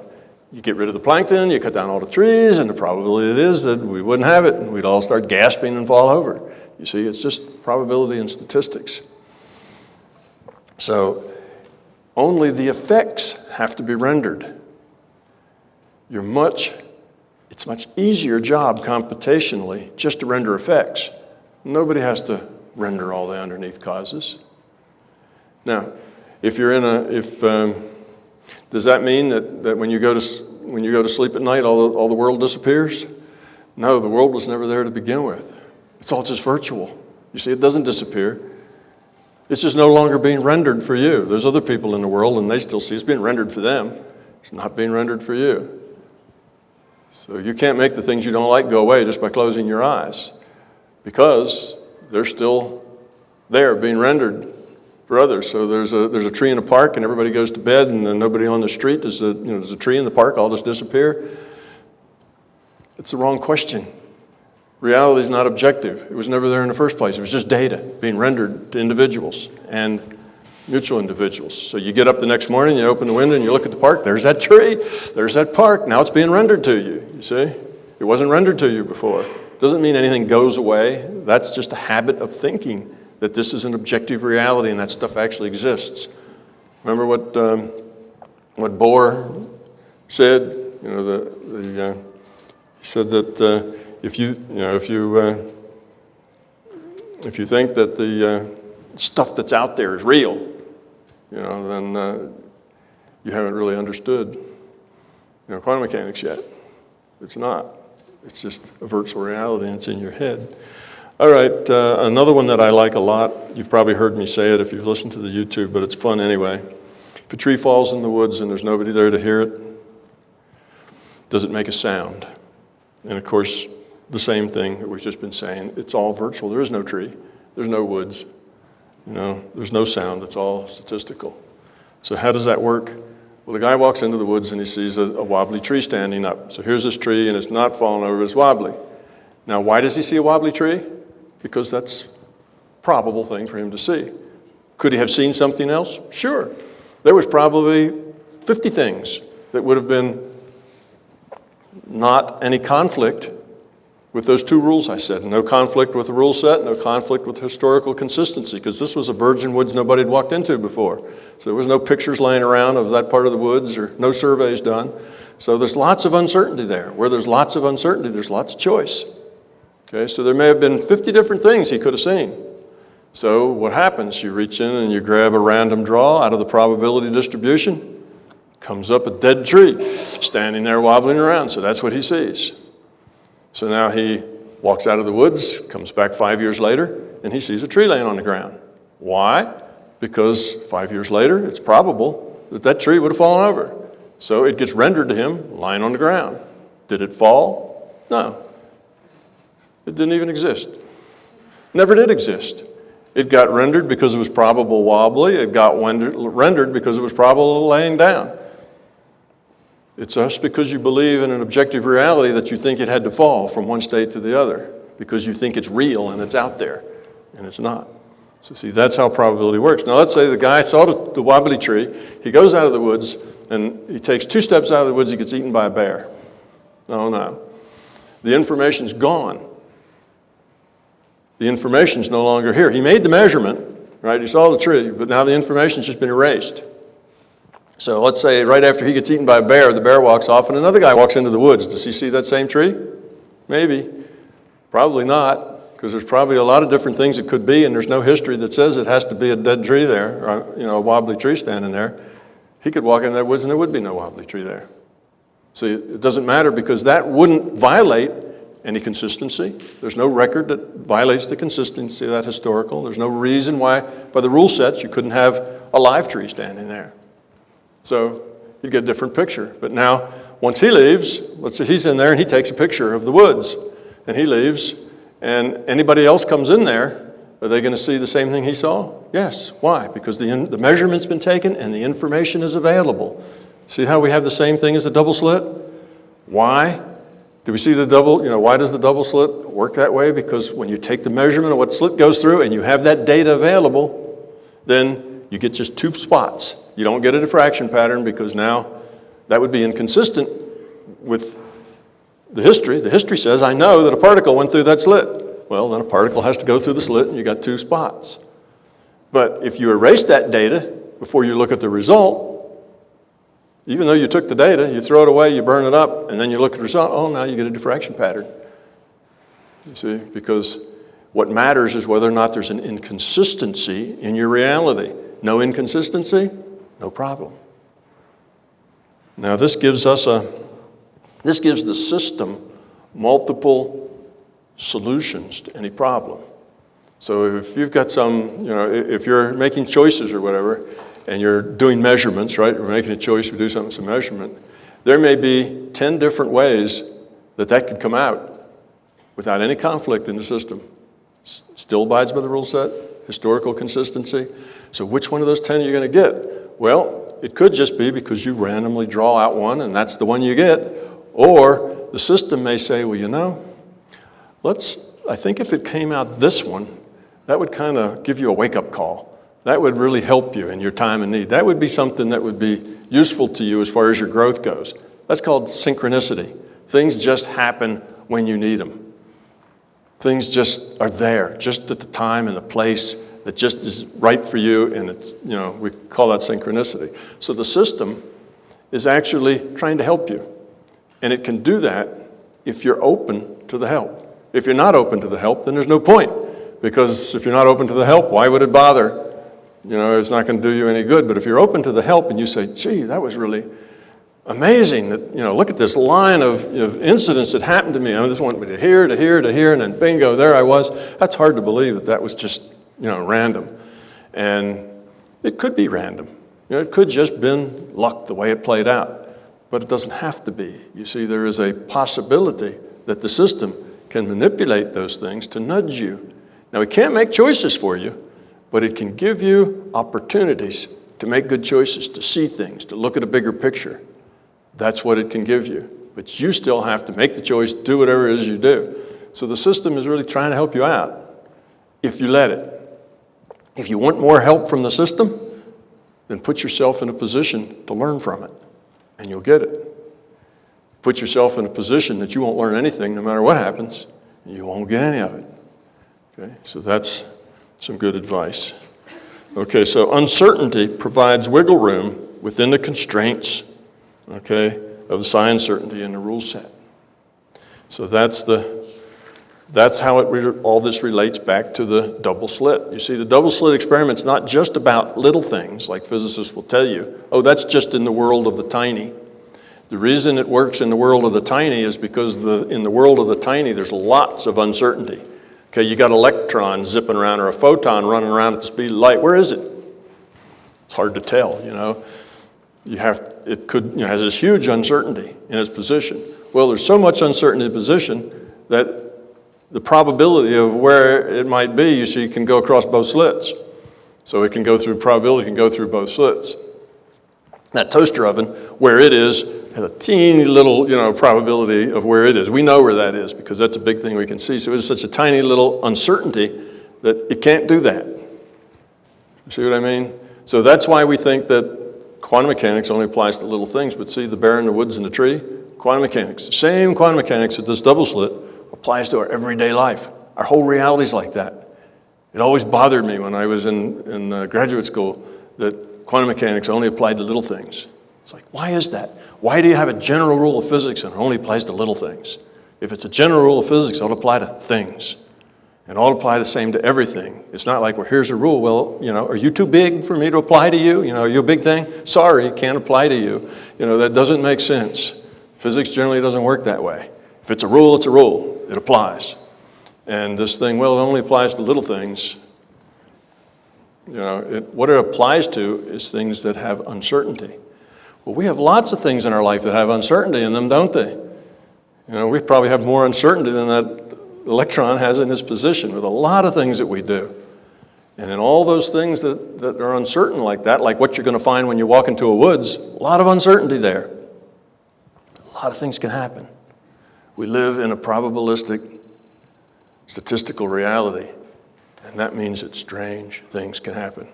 That means that we can have things like synchronicity.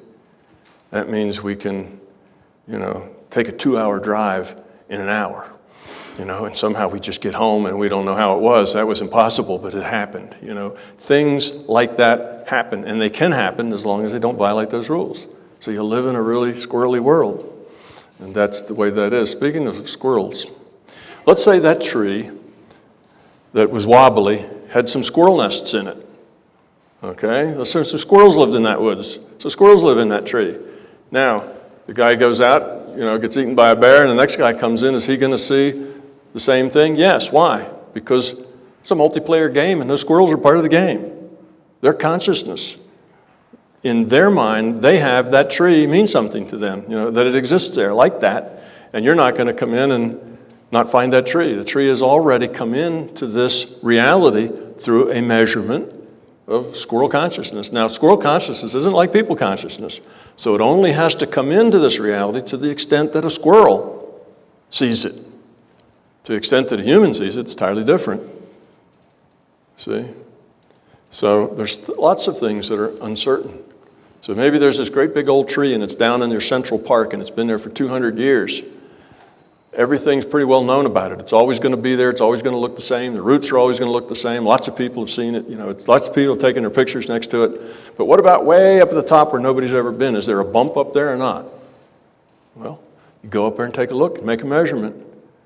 And there may be just as equal probability that there is one as there's not one. You got a 50-50 chance. You might get one or the other. You see, it's not an objective reality. Consciousness changes the probabilities. That's why things like the law of attraction works. That's why, back in the 1957, I think, Norman Vincent Peale did Power of Positive Thinking. And we all know that works. You've probably read things about the power of prayer, and there's some statistics that say that works.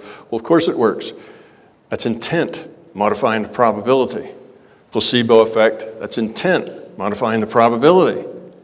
You see, these things work that way. A lot of us use that in day-to-day life. I had one guy tells me, he says, whenever he goes to the grocery store, he never picks up a cart, but all the way to the grocery store, he has this thing that when he walks through the door, there'll be a cart right in the aisle where he wants it. And he says he gets that right about 75% of the time. There's just one sitting there for him. That's because he changes the probability that makes that more likely. Now, he doesn't get it every time because, it's a multiplayer game. Other things can happen, right? So it doesn't always work, but it changes the probability. So it goes from a probability of 10%, maybe to a probability of 70%, because he works on it. And because he can focus his mind real well. So there's lots of ways, there's lots of uncertainty and lots of things that we do. Our intent can change future probabilities. Here's one that I probably haven't talked about yet, even if you watch my videos, you probably have this one. I heard a story some time ago with some people, it was a family, brothers and sisters. Their elderly mother died, and when she died, the children went into the house to kind of divide up the things and who got what and what was important. And they couldn't find something that all of them were very interested in, was a real expensive, old, beautiful ring that Grandma had.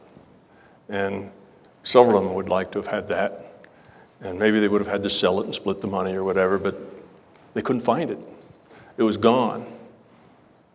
And of course, very soon they started accusing each other of having found it first and put it in their pocket, right? So they went through weeks and weeks of this hostility where now they were all disliking each other. They were all really angry and upset with each other. Terrible family relationships were going on. These brothers and sisters who had been close were now squabbling and fighting because each one of them thought the other one had stolen something from them. And then, one last time back through the house, there it was, sitting right on the shelf, right in plain sight. There was that ring, you see? So the person that saw it, they told the rest of them, and they had the ring. And each one of them thought, well, whoever it was, we finally made them feel bad, and they put it back, you see. But that was a lesson for them. That was a lesson in loving and caring. That's a lesson in value. What was important, their relationships with each other, or the money, or that ring, or the status, you see. There was this lesson going on. That's part of the synchronicity. You see, the larger consciousness system can do those kinds of things, can nudge you. And there that ring was, right where they probably all swore that they had looked there and it wasn't there, and there it was. See, so things like that can happen. So it's a very interesting reality that we live in. It doesn't mean that these things can't be just circumstance. They can be. You can have just a lot of circumstance. We do weird things every day of our life. There's things that we do that 2 years earlier we never could have predicted that we would have been doing it. So that makes it a really strange event for us. Life is like that. So things are just circumstance, but some things are not. And you generally know the difference depending on how often and how consistently they happen to you. All right, the last one I have is the backwards causality. I like this one. I'm gonna do the short one this time. What they did is put a radioactive source and 2 Geiger counters on either side of it. Let them count. Now, a radioactive source works by just randomly firing out particles, radiation, in random directions. So if you have a Geiger counter equidistant away on either side of it, each one of them will eventually have about the same number of clicks because it's about as equally likely it's going to send it out this direction as that direction. All right, so they just let that sit there and calculate clicks. And then they take that data, put it away, do another one. Take that data, put it away, and have all this data put away, like experiment 1, 2, 3, 4, through 20,000, say. They just do all these experiments, they have all the data. Then they get people who can focus their mind and their intent to try to bias the data. And say, all right, here's experiment 1. Try to make more counts in Geiger counter 1 than in Geiger counter 2. We want more counts to be in 1, okay? And they put their minds to it, and sure enough, you get more counts in Geiger counter 1. Well, anybody could say, well, sure, there could have been more or less. That's a 50-50 chance because you're not going to get exactly the same number. One's going to be a little different than the other, and there's a certain statistical uncertainty about, what that, depending on how many counts you got and how much data you have, what that uncertainty is. So that's not particularly, amazing. But then they asked them to do it again, and it worked again. They wanted more counts, they got more counts. And they wanted more counts, they got more counts. So if you do that, say, 10 times, well, now you have something that is amazing. Because naturally, whichever one got more counts, it's like a 50-50. It's just, if you did, say, 1,000, wait until you had 1,000 counts, well, one of them would have, 999, and the other one would have 1,001. It's just like that. No big deal. But if every one of them, of these 10, have just a little more in Geiger counter number 1, now it's like flipping a coin 10 times and getting heads every time. See, that's not likely. Well, they've done these experiments with random number generators, and it's easy for any of you who want to do these experiments. Get a random number generator, generate a bunch of random numbers and do the same thing. Before you look at them, before the measurement is made and the data is in this reality, you see, it's just like the double slit. It's still in the future. It's just future probability. You can change the probabilities. So you can make that probability so that this one has a little more. Now you can't make it so this Geiger counter doesn't get any and this one gets all 1,000. You say it won't work because you can only change it within the natural uncertainty. You can bias it within the natural uncertainty. So you can bias it up just a little bit. That's within the natural uncertainty. But you bias this one up a little bit and that one up a little bit. You see, you do a whole bunch of them consistently. Now you've done something that has broken the rules of objective causality because you shouldn't be able to do that. If you did 1,000 of these tests, 500 of them should be that number 1 got more, and about 500 should be that number 1 got less. But if 400 of them that number 1 got more, now you're doing something that's really several million times to 1 that it could be chance. So they do these sorts of experiments. It's done with hospital patients. It's done with random number generators. It's been done lots and lots of time. It's done not because you've changed what happened at the Geiger counter. What happened at the Geiger counter happened at the Geiger counter. That's done, just like in that double slit experiment. It's done that you've already taken that result, and then you turn around and erase the data, and then you get the other result, you see? As if you hadn't taken that, as if you never took the data. The Geiger counter did whatever it did. What you changed was the results. And how could you do that? Because there's no information that actually said what that Geiger counter did, you see? Nobody knows. That's like the particle that wasn't measured at the slit, okay? So you're not changing, they call it backward causality. It's not really backward causality. Using your mind to change those numbers doesn't make what happened in the past change. It makes what hasn't happened yet in the present is still in the future change, you see? So if you're a scientist and believe in objective causality, that's impossible. You can't do that. But that happens, and those experiments have been done many places, many, many times. Okay, so that's the false appearance of backward causality. And one other one I'll mention is that Bill Tiller is a physicist, and he's done some research, and all these things I'm telling you are on YouTube. The things with the radioactive decay and the hospital stays and other things, you can find these things on YouTube. But Bill Tiller has a YouTube thing where he has somebody sit down and take a beaker of water, tap water, measure its pH. It's about 7. That's neutral. And then with their mind, they try to raise the pH, or with their mind, they try to lower the pH. And he has gone as far as like 1.5 to 2 pH. That's huge. pH is a real big measurement. If you move by 1/10 of a pH, that's a lot. The whole pH is really huge to change the alkalinity or acidity of water that much.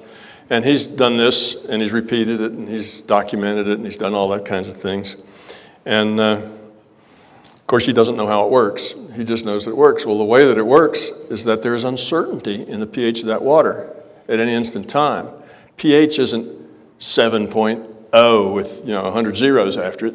The pH of the water is changing because you have little hydroxy ions combining, breaking apart. You've got water that comes unglued, you've got pieces that go back together. That that thing is a volatile thing. It's stable, though. It stays around 7 because there's as much combining as there is breaking up, and it keeps the pH. But if you look at it at a micro scale, that pH is going up and down and up and down, and it's like this. There's a lot of uncertainty at any instant in time exactly what that pH is at the tiny little micro level. Well, in as much as you have that uncertainty, you can bias it. Make it just a little bit on the upside.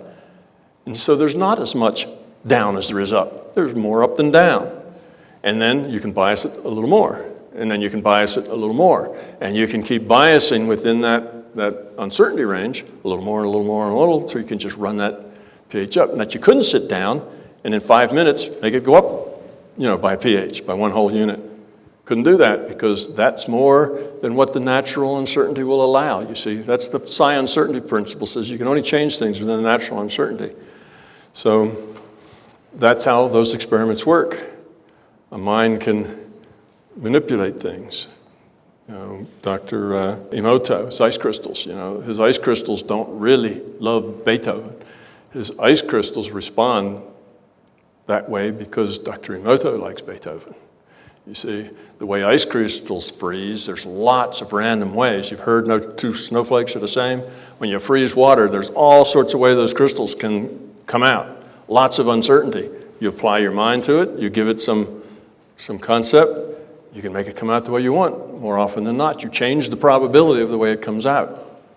Okay? So that's how these things work. It's just the mind modifying the probabilities, the future probabilities. Okay? So as always, I like to end up saying, it's up to you. You look at this, listen to me, and a lot of it sounds very fantastical. Yeah, okay, the bear eats a guy and somebody else goes back and the dead tree's not there anymore, and all this stuff sounds really kind of crazy. But the neat thing about it is that it does good physics as well as good metaphysics. It solves a lot of problems. You derive why C has to be a constant, which gives you relativity. You derive why particles are probability distributions. Well, everything's a probability distribution. So are those random number generators. So are those numbers of counts. So is the tree standing in the woods. They all derive first from probability distribution. So is the oxygen in the air that we're breathing. You see, everything's like that. It's all that way. So, like Darwin's theory, the only thing that makes Darwin's theory credible is that it fits the data. You get all this data, and it fits it. It explains how all these various things happen, from the different colorations of critters to everything else, suddenly has an explanation. But it doesn't, you can't explain step 1. Where'd that first cell come from?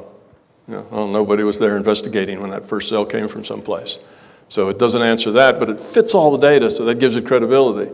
This is the same. There is no, where did that first potential, information come from that was self-aware that it had a this way and a that way that grew into a 1 and a 0? Nobody was there with a microphone and a camera to interview it, so you can't say that, but it fits all the data.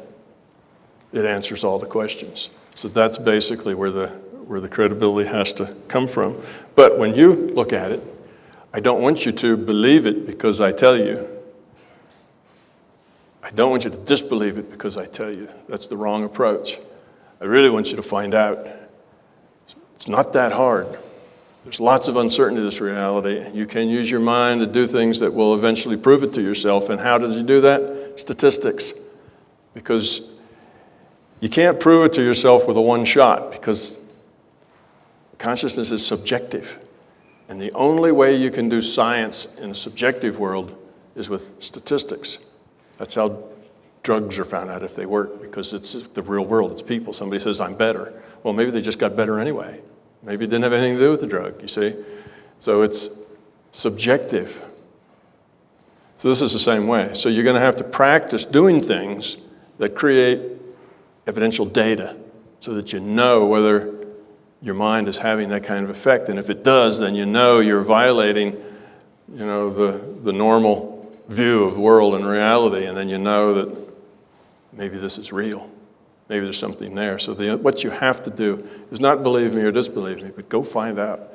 Go spend 6 months or a year working on it. And by then, no doubt, you will have plenty of data to make a decision whether I'm nuts or whether I know what I'm talking about. But it has to be your experience before it's your truth. There are advantages to having these experiences, but it's not necessary. It's not a necessary condition, but the advantage is that it's an experience. One, it gives you another reality frame in which to have experience. It's all about experience and making choices. You have two frames now that you work in, and that's this awake frame and your dreaming frame. Those are two reality frames that you have experiences in. And you can have different kinds of experiences in those two different frames. That's why you have the two frames. There's some things you can do in a dreaming reality that you would never experience here, at least you'd hope not to experience here. So you have those different sorts of experiences, different places. And out-of-body reality is another place where you get to make decisions. It's another kind of reality to operate in, so that's another set of decisions and growth potential that you can have. Not necessary.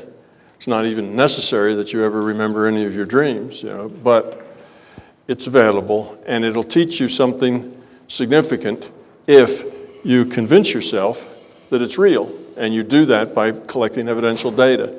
Once that's the case, then it's a mind opener, because there you were, and you were out of body, and you found yourself over, at your best friend's house, and you noticed that, something was wrong, or this or that, or what was going on, and then you go ask your best friend about it, and they said, oh yeah, that was really weird. That was the night that 6 people came over, and the house, the wastebasket caught on fire, and all this stuff, and you saw all that, you see, and it's very unusual. And suddenly, that's evidence. Now you have a verification that your out-of-body state was actually a real, it wasn't just your imagination. And learning that, knowing that, gives you confidence that what you're thinking and what you're doing and this reality that you're in is actually like that. It's not just you're not making it all up. Because that's one big decision everybody has. Am I making this up? I have this out of body. Did I just make that up, or is that real? Well, the only way to know is to work at it long enough that you collect real data. And the big mistake that most people make is they work at it for 2 weeks, they have no success, or they have maybe a little success, and then they just play around with that success, but they don't actually work at it. They don't do experiments. They don't collect data. And then it just kind of goes away, and it doesn't mean anything to you. So it can mean something to you if you use it to help you understand what's going on and how it works.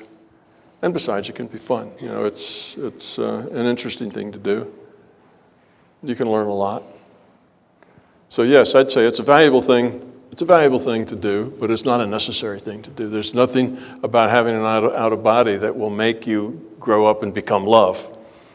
You still have to make those choices. You still have to grow up. You still have to do the work. It just gives you another set of choices to work from.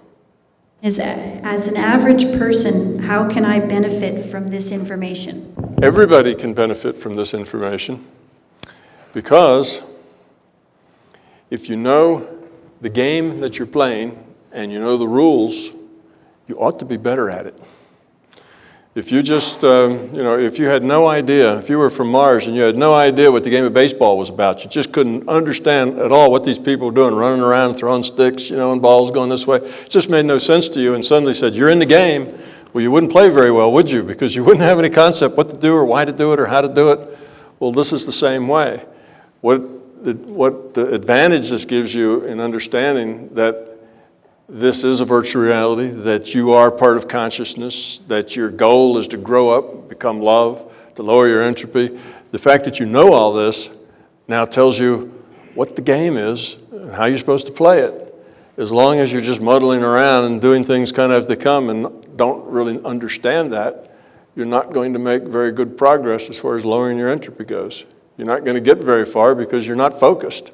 So that's that's the advantage of knowing it. Now, knowing this intellectually isn't going to help you a whole lot if you don't do anything about it. If you don't actually make the effort to reduce your ego, if you don't make the effort to get rid of fear, then the overall effect is negligible. So the average person or somebody that says, listen to this, what's the benefit? It should make your consciousness evolution more directed, more focused, and more effective. And what's the benefit in that? The benefit in that is that your whole life here gets better and better, more rewarding, happier, more satisfying. That's really the benefit in it, because when you're going with the stream rather than trying to swim against it, life is just better.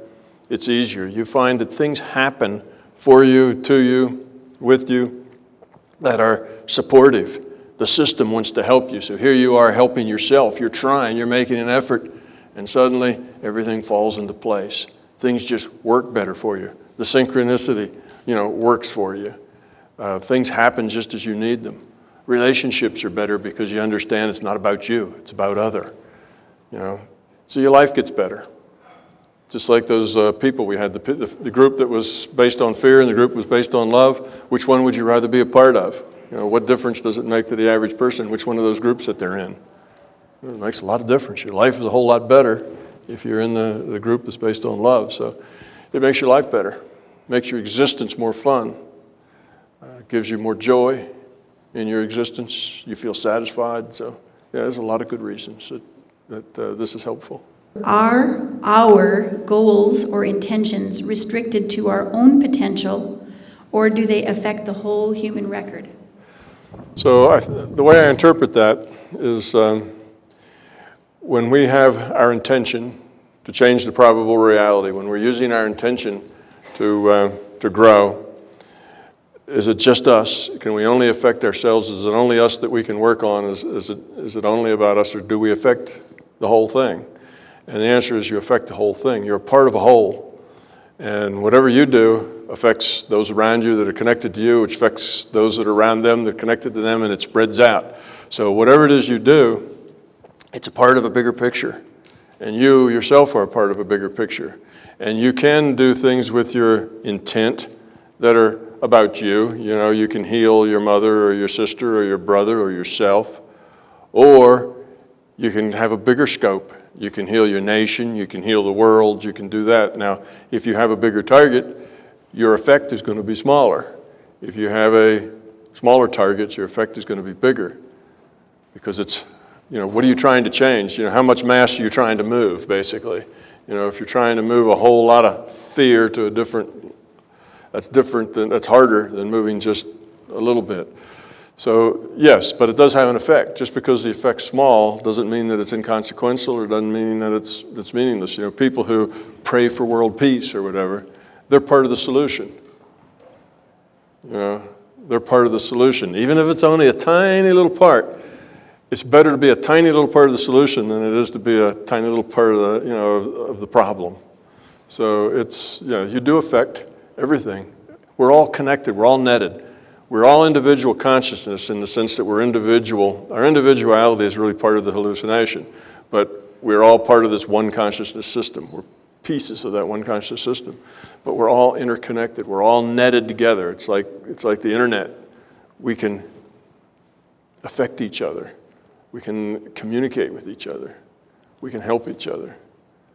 And of course, we have free will. We can hurt each other. We can pull each other down. We have the capacity to do that.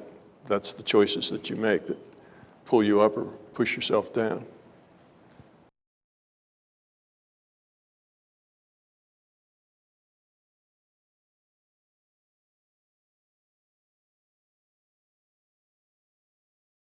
Okay, this is about defining words, and these words are very confusing. I tend to break consciousness into two parts, and I'll do it on Saturday. You'll hear me do this. I didn't get in that much detail here. And that's little c consciousness and big C consciousness. And that's because we have a cultural definition for consciousness, and our culture says consciousness is what we create with our brains. It's our awareness of the physical reality, and it's considered to be brain-centered. Well, that's just that's little c consciousness. That's the way our culture looks at it. That is just our immediate awareness here. But we're more than that. And that is not brain-centered. That consciousness is really a part of the bigger system. It's a chip of the bigger system.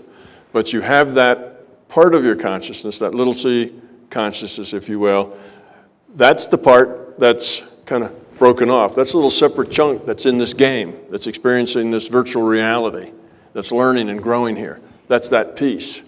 Okay, but you are also big C consciousness. You're also just a piece of the larger consciousness system. And that's why you can take your intent and shift it to different data streams. You can do out of body, you can heal, you can do other things that aren't normal, that people do in an objective reality. You can do those things because you are part of the larger system. So we're both, but the words are very confusing because we use them to mean different things. So if you talk to a psychologist and he's talking about consciousness, he's talking about little c consciousness, your awareness of your physical surroundings. That's what he's talking about. He's not talking about the larger consciousness system. He doesn't know that exists, probably. He's just talking about that little c. So we have to be careful with words because they get confusing. In our culture, we use the same word to mean different kinds of things.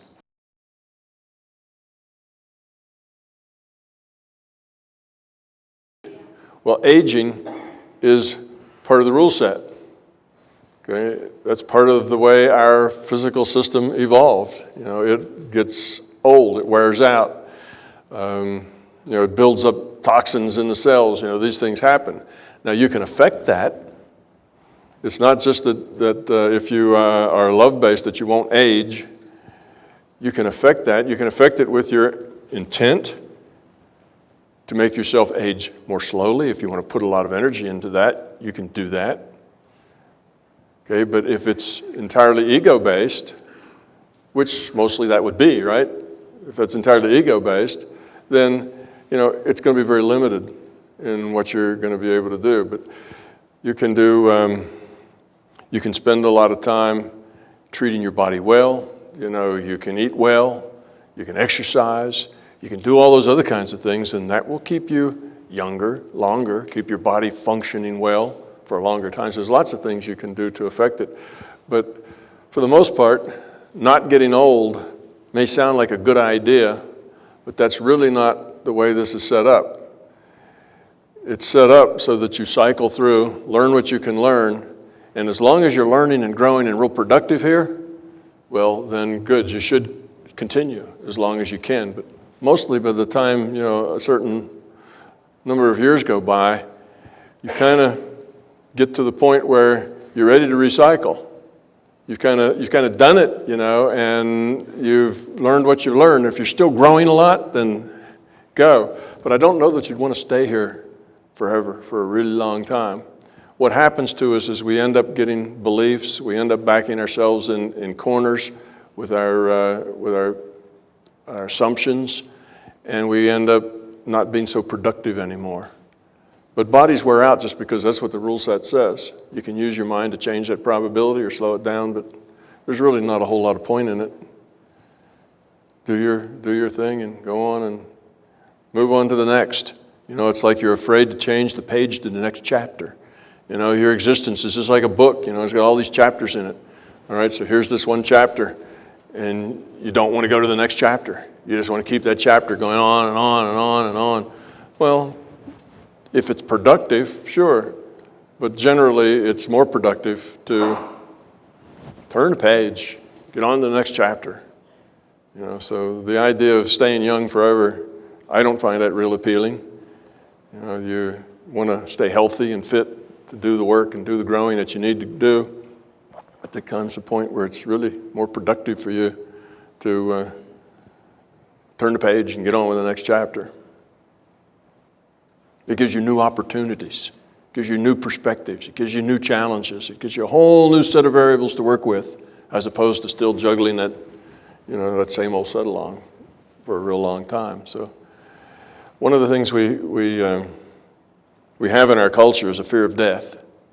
People don't want to die. They want to stay young forever. They want to live forever, and part of that's because they can't deal with uncertainty. They don't know what's going to happen when they die, or they think that it's just going to be, that's it, they're done. It's over, and they had their run, and that's the end of it. But that's not really the case. Death is really not a big deal. Death is a very small deal. It's as small a deal as turning the page to the next chapter. It's just not something to worry over or be frightened of. It's a good thing. It's part of the renewal process. New challenges, new perspectives from new eyes. You get to apply yourself in a whole new rich situation that you get to work out and deal with. That's growing. You'll learn faster that way. Your rate of growth tends to slow down when you're in that same chapter for too long. You get kind of stuck in it, and then there's no point. Now, the only reason to stay there is to just keep on keeping on. You'd be much better off to get into a new, fresh situation, and you'll learn faster. So there is no such thing as death. We don't have any more death than they do in World of Warcraft. When your lizard drowns, he's, and what do? Run back to the graveyard, and he pops back up, and you're running back out into the game. It's sort of like that, There is really no such thing as death because there's really no such thing as a physical body to die. Nothing dies. You just drop out of this three-dimensional virtual reality game, go to different virtual reality, plan another game, another character, fresh challenges.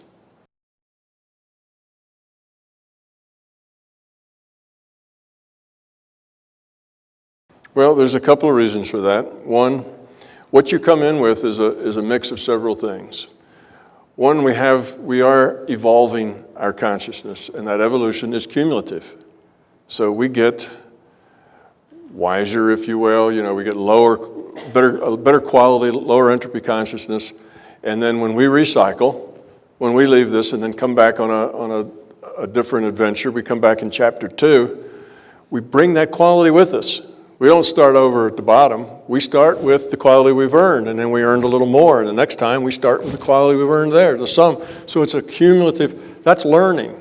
It's not like as soon as you get out of second grade, you go back to kindergarten. You keep learning. You keep getting more and more understanding of what's going on, becoming love, more quality to your consciousness. So that's an iterative process. So when you come in with the quality of your consciousness. Now, that doesn't mean, you come in, with an intellectual account of anything. You don't. You come in with an intellectual account of 0, basically, most of the time, and then you have to learn that. You have to re-understand, reprogram how to interpret this reality. Okay, we start over with infants, and we do that, but the quality is there, and you pick it up much more quickly, and you get to the point where you are now sooner, and you pick up more things. You see, that's kind of because it's a cumulative thing. The other thing that's happening is that there's a lot of uncertainty in a conception. You've got all sorts of ways that those chromosomes can interact with each other and what they can produce. There's billions and billions of outcomes that can come out of taking 26 variables and making combinations and permutations of all those things. So some of it is just variation by chance. Some of it is what you come in with. Some of it is good luck in the sense that maybe you just get nudged or bumped or are lucky to be in a situation where it helps you learn. Maybe that's pain. Most of us don't learn when we feel happy and good. Most of us learn from pain. That's unfortunate about us. If you grow up a little more, you get a little higher quality consciousness, you don't need pain to grow up. You can kind of grow up without the pain. When I say it makes your life happier, that's one of the ways it makes it happier. But for most people, unless you get a real hard, swift kick, you don't pay any attention. Most of us, if everything's going just great, well, we just lie back and enjoy it. Why work? Things are good. We don't keep at it. Whereas if life is tough, we start thinking, how can I make it better? What can I do? What I'm doing wrong? You start working on it. So that's but some situations are better than others. Sometimes that smack between the eyes that you get with the pain is the best thing that could happen to you. It gets you going in a new direction. It lets you pick things up and make new choices. So it's not always clear that your life is terrible or that it's beautiful. What matters isn't the money you have and the designer clothes you wear. What matters is how you've grown up. That's the purpose. So you can focus your time on evolving your quality of consciousness, and then let everything else take care of itself. And you'll find that everything else takes care of itself in a way that just makes you happy as can be. That's just the way it works out.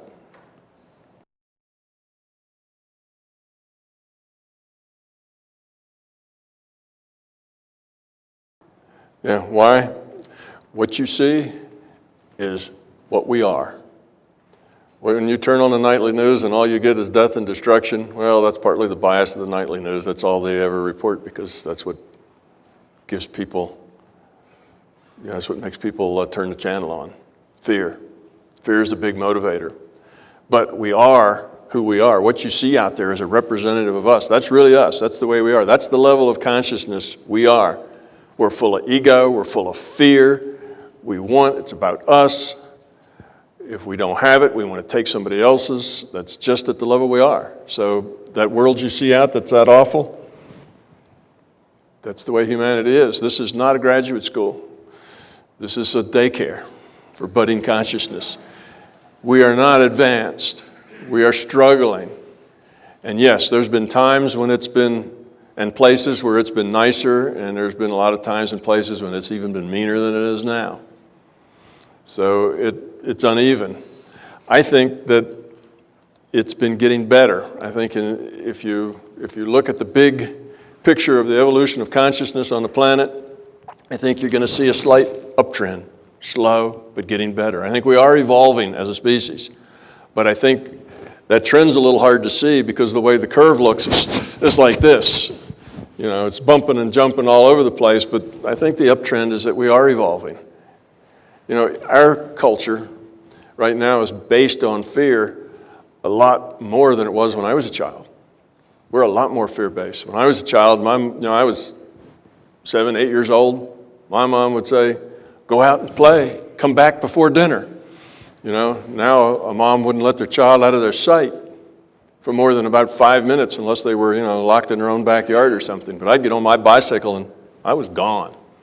They had no idea where I was, and I was having fun wherever it was. I'd be 5, 10 miles away doing things with people, whatever. And that's all right, as long as you're home by dinner, otherwise you're in trouble. But couldn't do that anymore. See, that doesn't work. There's too much fear. We're not the same culture that we were, and you say, well, that's backsliding, isn't it, with all this fear? Well, some ways it is. But then look, when I was young, there was so much conformity, Guy couldn't even wear anything but a white shirt. That was it. You didn't wear a white shirt with your suit, there was something wrong with you. If you worked, my dad worked in a business, he had to wear a gray flannel hat, period, whether he wanted to or not, because that was the uniform. Everything was buttoned down. Women couldn't wear pants, go on and on. And we say, well, okay, that was a time though the kids could go off and play and nobody was worried about it. But all in all, so there's lots of things that are up and down. A lot of ways right now, we're on the edge of a lot of freedom that we've never had before as a race. That freedom comes in the form of an internet. That internet gets us huge resources. That internet gives us opportunity that we never had before. Now you've got you've got a product, something you do, some services you can perform, market it to the world. Put it up there on the internet. And if it's good and people like it and it's useful, your business will grow. Before, you'd have to go find one of the big boys in the corporation to sponsor you. You're a musician. Well, if the big record label didn't pick you up, you'll never amount to anything. Well, now you're a musician. Get on the internet. People like your music. They'll buy it. You'll get to be popular. You'll make some money.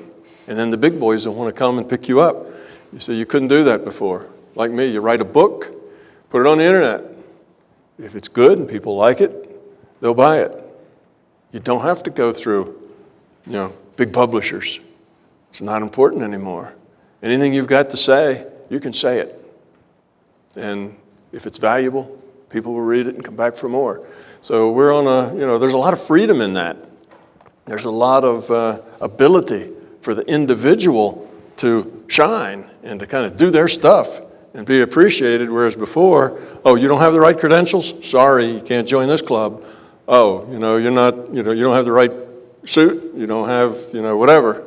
You're not the right sex, you're not the right race, you're not, whatever. Sorry, that door's closed. Well, it's not like that so much. The internet's a big leveler, and that's a huge plus up for freedom. So there we go, and at the same time, our politics and our religious state, we got all this fear going on, and people want to kill each other, and that's gone the other way. So it's what you see out there, this kind of miserable state of humanity is because humanity is in a miserable state of being. We just need to grow up. That's why it's so important that we grow up our quality to at least match our tools.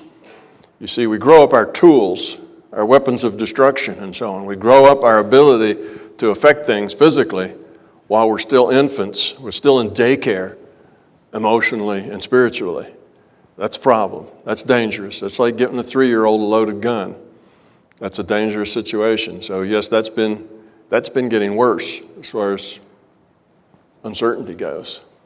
That, what you see is what you get. That's who we are. We're not much better than that. That doesn't mean there aren't some beautiful, loving people in the world. There's lots of them. But there's a whole lot that are full of fear and full of ego. And those are the ones you see on the nightly news. Okay, we probably should end it up. Thank you all very much for coming out. I hope you've learned something useful.